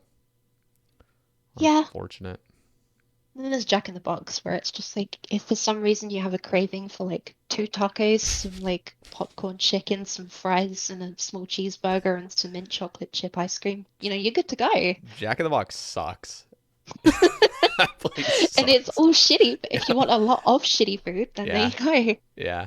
No, the last time I went there, I vowed to myself I never go there again because it was just the worst experience. Okay. Manic Marauder has some nice things to say. He says Zuko radiates serenity. What a treat to have her on with her seemingly insane pet RNG. Let's talk pets. What is her favorite and least favorite pet? We didn't actually we kind of talked about that, but we'll go into it more. If you could add any pet to the game, what would it be? Do you have any IRL pets? Thank you so much for the nice comments, friend. It really means a lot. It's very kind to say that about me. It's an image that I try and give off because I kind of feel like the old school community could do with, that kind of like warm hugs kind of vibe sometimes. We could. But yeah, sorry, I heard the thing about the IRL pets, but let me So just get back to the yeah, so it was thread again. favorite and least favorite pets in game.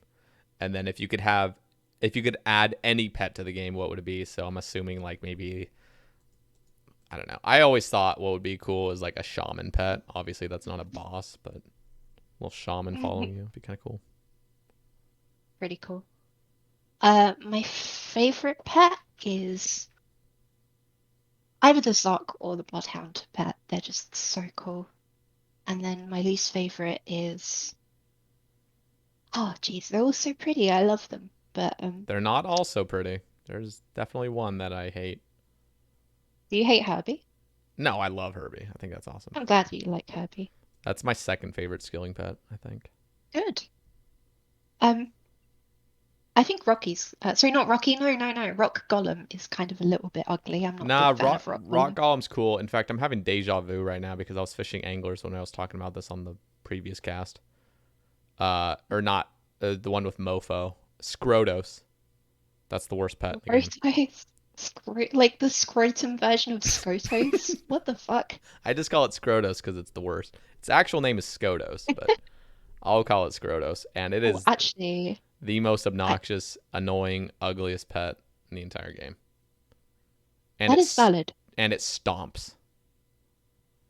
I'd like to be able to toggle other people's pet stomping off. Yeah. But yeah, I think my actual least favorite is gonna have to be the Chaos Elemental.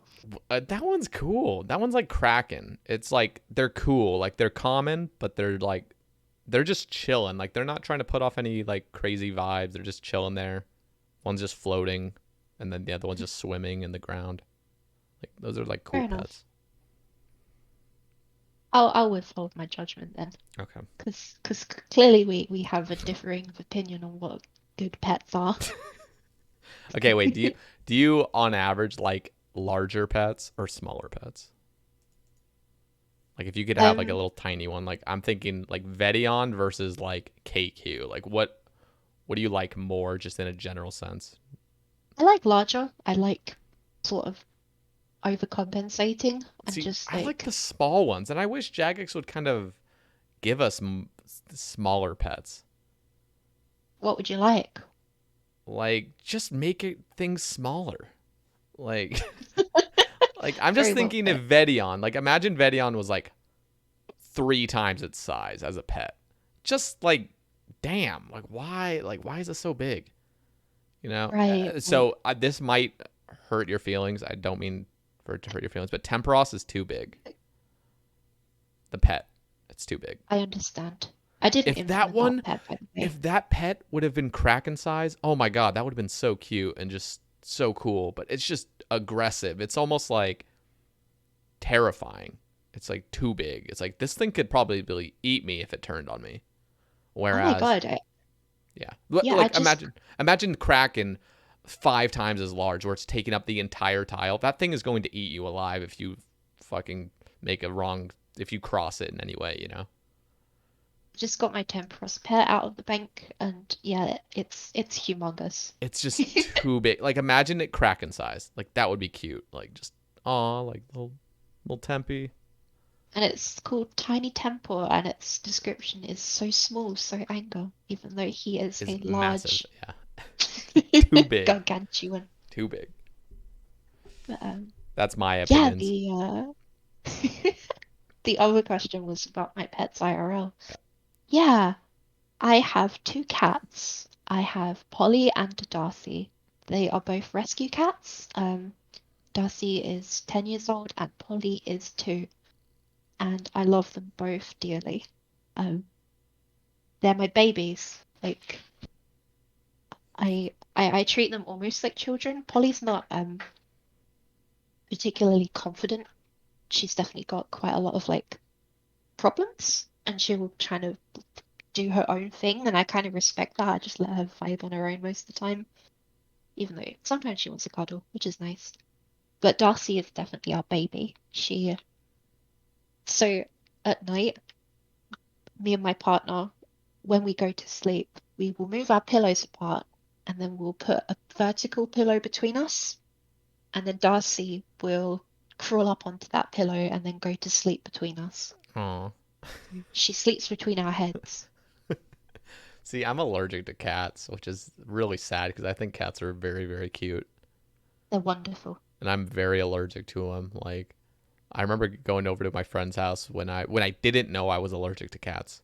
I must have been Oh my 11. God. I must have been 11 or so. So I never had pets at my house besides like little fish or little water frog. We had some hamsters as well once.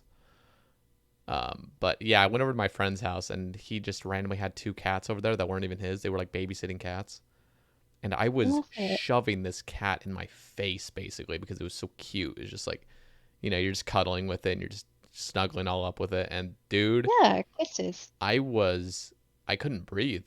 Like I thought I was actually dying when I went to sleep finally. I was like, when you get that like wheezing, like you just can't even Yeah, yeah. breathe. Yeah, I couldn't even like see clearly cuz my eyes were just watering uncontrollably. I couldn't breathe out my nose. I could barely talk and I was like, dude, I am dying. Damn, And dude. it was getting worse and worse and worse. And it's like one of those things where you're like 11 years old and your friends' parents are like intimidating, so you don't want to say anything. Yeah, You're yeah, of just trying to course. like power through, like I'm good, like I'm good. Yeah, Just dying over here. I yeah. don't need oxygen. No, and they were both asleep, and I was intimidated slightly, and it got to the point where I actually was like coughing for air, and I was like, okay, like Oh, this is enough now. Like I gotta go. And the thing is, I was still cuddling with the cat because I didn't know it was the cat. I thought I was just dying to like fucking cancer or something. And I was still cuddling with the cat. So it was going to get worse and worse and worse until I died that night. But I eventually just knocked on their door. I'm like, I need my parents. Like, I need to fucking, I'm going to die. Anyway, yeah, that's when I realized I was allergic to oh, cats. But I still find them such a very cute. shame. Yeah. Yeah, I'm slightly allergic, but I take pills for it so I can look after my babies. I don't understand. See, I have to take pills. And even then, I'll still sneeze and stuff. But I don't. You must really love cats if you're still allergic, but you're just willing to take pills and stuff. And like, ugh. A minor allergy, honestly. Like, I take a tiny, like, hay fever tablet basically every day, Okay. and I'm fine with it, really. So, I think you kind. I could be wrong. I'm not a fucking scientist, but like, I think you kind of build a tolerance to it over years, right? Or am I just I making don't. up shit? I think you're making up shit. I That probably am. I wouldn't describe this as a But when tolerance you're if I stopped taking younger, my pills. again, not a scientist. I feel like when you're younger and you were just like born into a household with cats or something like that, like you're just not gonna have the allergy later or something. There's something about that, yeah. So I just feel like the more time you know what? I'm gonna stop pretending like I'm a scientist or anything and just let the experts do their shit. But Okay, you're a real scientist. I thank you. believe in you. I'm a You're RuneScape welcome. scientist. You are. You definitely are.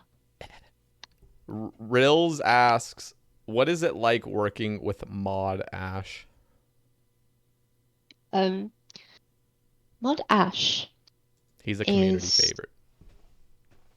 He's a one god. of the most gracious, wonderful, helpful human beings you will ever meet in your entire life. Oh. And the love that the community has for him is based only on a tiny fraction of what he provides for the people in our community and the people around him. And Damn. he is an endlessly entertaining, fun, and wonderful developer to be around. He shapes the game. He helps us to define what the game is, what it should be into the future. And as a developer, he has always been there for me. And I am privileged to get to work with him. Oh, That's what it's like working with my Dash. that's awesome. He does. He's just great. You He's guys can do the whole praise be to God Ash thing, and it might feel like a bit of a meme sometimes, but goddamn is he a good dude to work with, I can tell you that's that. awesome. See, that's good to hear as well, because like, yeah, sometimes you just see a person on the internet or something, but when you get real testimonies like that, like, oof, yeah. No, he's awesome, and he's just been so amazing for the game, and he's like We're stayed lucky. true to Jagex, which is like really admiring. I don't know, it's just like it's admirable to see. Like he loves the game so much, and yet he could probably do so much more. I don't know. I just feel like he's a really talented guy. He could do other things if he wanted, but he's I don't know. I will message him at like 10:30 p.m. on a night where I've just been like obsessing over some specific code and just been like super amused about it. I'll just message him about it sometimes, and I'll see him pop online and he'll start typing immediately. And then he'll tell me not only why the code was like that in the first place, but also give me a decent backlog history of everything that went into those decisions back then, why it would be like that, and ultimately how things could be improved, and also how things could change going into the future. Like sometimes you'll just see little comments from us around the code base. Like um I remember at one point I was doing an edit and I forget, he wrote basically something like, one day, hopefully, this type of code will be available in interface code. Let's hope for the best that that happens. And then I looked at it and it was dated like 2015. And I was like, hang on, we have that now. We do have that. So I wrote to him and he's like, well, there you go, implement Wow, it. So yeah, so he literally predicted it was going to happen 6 years before it happened. And just there I was to pick up on his comment and to just make a bit of code a bit nicer because the new, engine option had been implemented. that's awesome. I sorry to interrupt. I just realized I had not been wearing a Rada's Blessing for 3 hours fishing Oh, anglers. So you you've had a hard time, my friend. I have had a hard time. I was realizing like these inventories are going a little bit slower than last time. I feel like couldn't pick up on it for 3 hours, but I finally realized what it was. Yep, it's been a rough gameplay, but whatever. You're doing great. So rough. You know what? It's a good thing we decided to only do that little bit of Tempoross because I'm just imagining how different this cast would have gone if I had stuck there the whole time, just stuck it out. We would have like You would gotten have through been like you 20 would have been minutes of you would questions. have been pissed at me. I would have kept throwing games. I kid you not. Like you would have actually been pissed at me, I feel like. The, the discussion about Chick-fil-A would have gone on for like 2 hours. It wouldn't have even started. I wouldn't have even known what was happening because I'm focusing on too many things. Like, what are you talking about? KFC? They have that there? Like, what? Okay, let's. I'm gonna have you answer this question. A cold one Okay. asks, if you had to take an educated guess, which JMod can fit the most marshmallows in their mouth? All right, so this is a very serious question, and it's one that deserves a serious answer. And so this is something that I'm going to have to think about. Ultimately, the question might come down, like to a layman, it may seem that it would come down to the size of someone's mouth. However, there is more than that, as many trained certain adult actresses might actually be able to show you that actually, funny enough, Jesus Christ. being able to fit stuff in your mouth is kind of an art in its own form. So, oh shit, now I really can't answer the question. Um, Jesus Christ. Yeah, who are you gonna say now? Who? so you know what? I Checkmate. You pinned I yourself. am going to flip a coin, like a 50-sided coin. Let's go to the oldschool.runescape.com website. Let's look for a list of the 6,000 JMods we now have. And we're going to put a random number generator in. So let's go onto Google and random number between 1 and 50. The answer is 17. So the 17th JMod can fit the most marshmallows in the mouth. And, That's 1, 2, 3, 4, and who is it? 12, 13, 14, 15, 16, 17. Ed. What Ed is the one who can fit the most Honestly, marshmallows in his no mouth. memes aside, he probably could fit the most marshmallows. That man is dedicated. Like everyone else would have been just like joking around. He would have probably been dead serious. At least the kind of vibe I get from him just from seeing him online is like, yeah, he would go ham on that challenge and he would dominate. He'll fuck up a marshmallow. Ed's a good guy too. I like Ed. Ed's awesome. I watched the old school bloopers that old school put out on their YouTube page, and it's like them. It was the summer summit bloopers that weren't included. And I didn't realize how much of a potty mouth Ed had. It was pretty funny. Oh, he's great.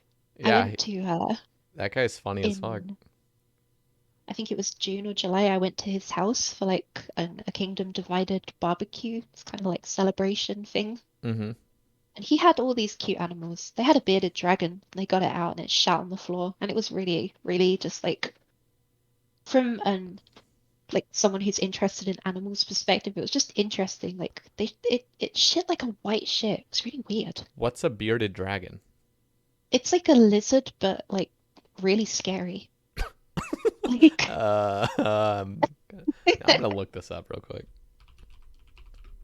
But yeah, like apparently they shit like once a week, Oh and God. they just decided to show it to us. They're like, hey, look, it's a bearded dragon. So got to touch the bearded dragon, then it pooped. I'm looking at them right now. It was a good time. This one just looks like it's saying, "Yep, cock." Exactly. Okay. Anyway, Ed's awesome. I would. It is awesome. I want to go to RuneFest. I want to meet all you guys in person. Yeah, come hang out. We'll go get real chicken. And I've never been to the UK. I've never been to like. I've never crossed the Atlantic Ocean, so that would just be such a fun experience. Really? Yep. Oh, damn. Oh, there's a lot that you'd really enjoy doing around here. I think the first shock that you would have is the experiences of like land differences over such a short period of time. Like Hmm.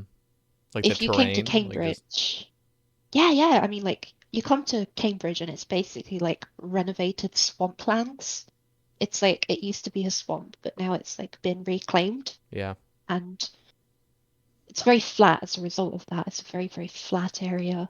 Mm-hmm. And then you travel an hour east of here and you've got like the traditional seaside towns.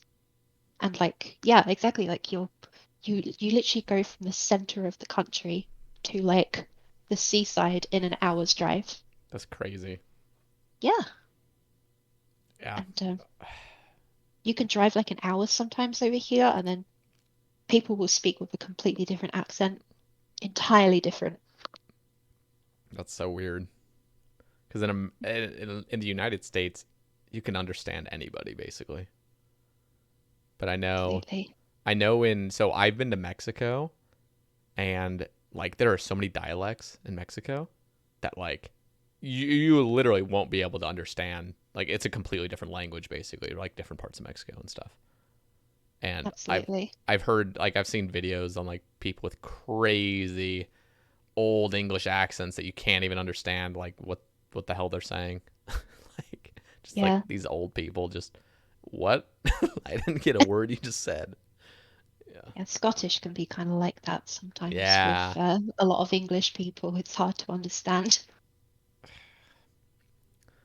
Okay. but it's still quite a journey to Scotland, like 6 hours or something from A here. journey. That's like just getting out of the state here. It's like we Exactly. drove I I don't even know where I mentioned. I think I mentioned this on the last cast, but like I drove 48 hours like across the country like multiple times like cuz I'm from Wow, dude. Oregon.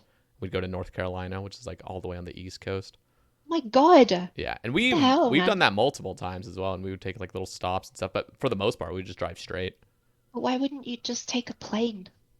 We have like once or twice, but I prefer planes honestly just cuz I want to get there quicker, but my family, Yes, my dad loved to drive. So, I guess so. I've done um I've done Chicago to Seattle and back a few times, which was fun with driving, plane, but oh on plane. over plane. But Yeah. I've done Seattle to San Francisco driving, and it's a bit much, I'm not That's gonna like, lie. yeah, isn't that like 20 hours or something at least? About 15. Okay. It Wow, yeah. was, yeah, my butt hurt at the end of it. It's just Yeah. tiring. Ingrid asks, "What is your favorite Easter egg in the game?" All of the Easter eggs that you nerds are never gonna find. No, I'm joking. Is it one though East, that you haven't exposed yet? Or is it one you've yeah, already dude. exposed that's your favorite? No, I don't expose Easter eggs. I just tell people when they're found. You know, like if Mm. when a player finds it, then I'm like, well, look, guys, it's been found. Um, there is actually a funny Easter egg, and I haven't mentioned it yet to anyone. Past, well, I have mentioned it like to the wiki team, and that is there is a certain quest where if you have a certain item equipped at a certain time, you will get a little bit of flavor text. And that's a really funny one. I really like that one. Mm. But I can't tell you about that one because it But would it's your give away favorite? the information. It's not my favorite. It's one of my favorite undiscovered ones. It's quite cute. Do you think you have a absolute favorite, or do you think there's just a multitude of Well, random ones? I I implemented my first Avatar The Last Airbender F reference. That's got to be my favorite Easter egg. Is like Where is it found? In a quest? there's like the blue heron transmog that you get from Mm. Tempoross. Yeah. Um, you can feel feed eel sushi to the blue heron, and it will just like throw out a Rick and Morty and a Avatar reference. Oh wow. Are you a fan of Rick and Morty? No, I just wanted to do that. I'm not a fan of Rick and Morty. I just like going, this kind of seems like it makes sense. My brother's I'll put obsessed it with in Rick there. and Morty. Yeah, I remember when it came out, but it's not really my thing, to be honest. That's awesome. That's cool. Isn't that cool that like you played this game for so many years and now you're like making it and like you can like kind of do these little fun things? Like that's just so cool. Okay, I have to ask, does the game feel as magical now that you literally work on it for your job? It feels even more magical now that I work on it for my job. Are you just saying that though? Because No, I genuinely feel like if I worked and like I knew everything about the game and stuff, it's just like I wouldn't feel as dedicated toward the game to like grind it. And I don't know. I just feel so like I don't I know. have been talking to you for all of about 3.5 hours now, and I am doing that because I am having a really, really good time. I'm not getting paid for this. There's nothing, you know, ultimately productive about this other than I'm getting to know you and you're getting to know me and we're putting out a cool podcast, you know. That's how I feel working for this company. And, you know, there's I guess there's like sometimes I'll see messages on Twitter from people that just basically say like, you know, oh, like I suppose they think that Jagex pay me to act the way that I do, but it's simply not true. This is just who I am. I You are fucking paid. love this game. You're a robot to Jagex. You're paid to. I am not a robot. I swear to God, I joined Jagex because I wanted to. I was working a job that I loved. I was being paid well, and then Jagex offered more money, and they offered me a job that I couldn't say no to because it seemed really fun. So yeah, I made the choices I made out of happiness, That's and awesome. that's it, really. And honestly, dude, like, yeah, I the game is magical to me. Having like knowing how things work now, like knowing the little subtle intricacies, even the little things I get to learn about, like the engine, the way that the engine works with the code that we write, it's really fascinating. The little subtle things that seem to go wrong that I have to work around, it's always fun. And dude, like even like the development history of things, getting to know everyone behind the product and like sometimes I'll be like doing a quest and like I did this when I was streaming actually like a few weeks ago.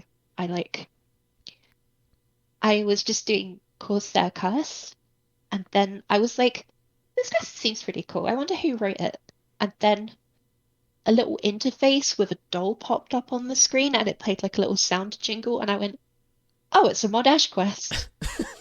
Because yeah, like that's kind of what happens. You start learning people's tone, you start learning people's like Wow. calling cards and their signatures, and like that becomes the beauty of it. That's It's really a cool. different experience a little bit because yeah, like you know, I helped make Tempoross. When I fish those rewards, those are rewards that I got, but that doesn't take away from the fun of getting like the fish barrel, Mm-hmm. at all. It doesn't change anything. It just it just makes it feel even more magical because I helped bring it into existence. It's like not only is RuneScape something I really enjoy, but also it's kind of my baby now. That's a. Uh, you've put it. What? I don't know. I just think it's. I think it's great. I think the way you describe things is just wonderful. So. You appreciate that. But like that's kind of the thing is that when I see those kind of messages online, I just want to tell people like, dude, I'm happy with my life and there's so much cool shit that goes on here that like I want to share that happiness with you. Like, Mm-hmm. there are so many moderators and just well not moderators, sorry, but like employees at Jagex that they just want to share a part of themselves with you every day. And so many of them do so much beautiful work, and I'm so fucking proud of them for what they do. And this game is the amalgamation of like personalities of people from 20 years of different backgrounds. And I think that's absolutely gorgeous. And I can't wait to be continuing that, honestly. I'm so glad that I get to be part of that. That's awesome. Okay. Mod Zuko, we are going to be wrapping things up, but before we wrap things up, I am going to ask you to shout out 3 individuals from the OSRS community that you think deserve a shout out. Oh, And they don't have to be the absolute best. I'm not saying top 3, I'm just saying 3 shout outs. They could be the top 3, but you don't have to say if they're top 3. Just 3 shout outs that you would like to give. do they have a theme at all? No theme, just OSRS community. So it can be, you know, Twitch, your coworkers, I guess, or just random players, or just anything. I am going to shout out Cook from the OSRS wiki. I'm going to shout out Spinewielder from the OSRS wiki, and I am going to shout out Adam from Runelite. You guys are incredible, and your work is loved and appreciated. Thank you so much. That was short and sweet. I love that, and I'm sure they appreciate it. And See, those also, are like Adam. We all know, but like the other two, I feel like so many people. I don't know who they are exactly. I know they're now that they work for the. I mean, they're part of the Cook the and wiki team. Spinewielder. Yeah, I don't know who they are. They are just guys that work on the wiki. I believe that Cook is the founder of the OSRS and Yeah, RS and wikis. I wouldn't It's know that just because amazing. they don't get the recognition they deserve. Like No, they Adam, like don't. everyone knows who Adam is, but like I don't just go to like, oh, like these are the people that are like doing Yeah, and I the don't think wiki, Adam which is even gets as insane. much recognition as he deserves, honestly. It's just Yeah, incredible people that work on this product without even being like paid to work on the product, you yeah, know? that's insane. It's amazing. Well, Zuko, thank you so much for taking your time after work to come and be on the Sae Bae Cast. It's an absolute pleasure to have you on, and I like seriously appreciate your time. It's an I have honor. had a crazy amount of fun. Thank you so much for facilitating it and just being a really cool person to talk to and making it easy to just like I don't know, man, it's not easy to talk to someone for like almost 4 hours, but you made it awesome and fun and I I'm love it. glad. I'm You're glad. doing a great job, dude. I am really happy that I most guests come away from this thing and like I didn't think I'd be able to talk for more than 45 minutes. So it's always reassuring to me that people can stay on and talk to me for more than a couple hours. And And that's you. That's your work and how you keep things moving and interesting. well, Modzuko, thank you again. I don't Thank you even know too, what to Dude. link in the description. I know I'm going to have your Twitter in there, but is there anything else you'd like to have linked? Oh, I'll tell you what, I won't sell out my Twitch yet. We'll just slightly put that I do I'm putting your stream. Twitch on there. I wasn't. Here's the other thing is like I'm always, Flippy. So Flippy also streams. He does. What? I'm curious. Are you guys not allowed to stream on your like mod, on your mod accounts, like Jagex, Like Zuko account, or is that like against your like on the Twitch or on on the Twitch? Like, no, no, are I mean like on the Twitch Jagex accounts or on like or showing our Jmod accounts on Twitch. yeah, no. So are you allowed to use your Twitch Jmod accounts like Jagex Zuko Twitch account? Like, are you allowed to stream with that, or is that like designated? Like, oh, you can't.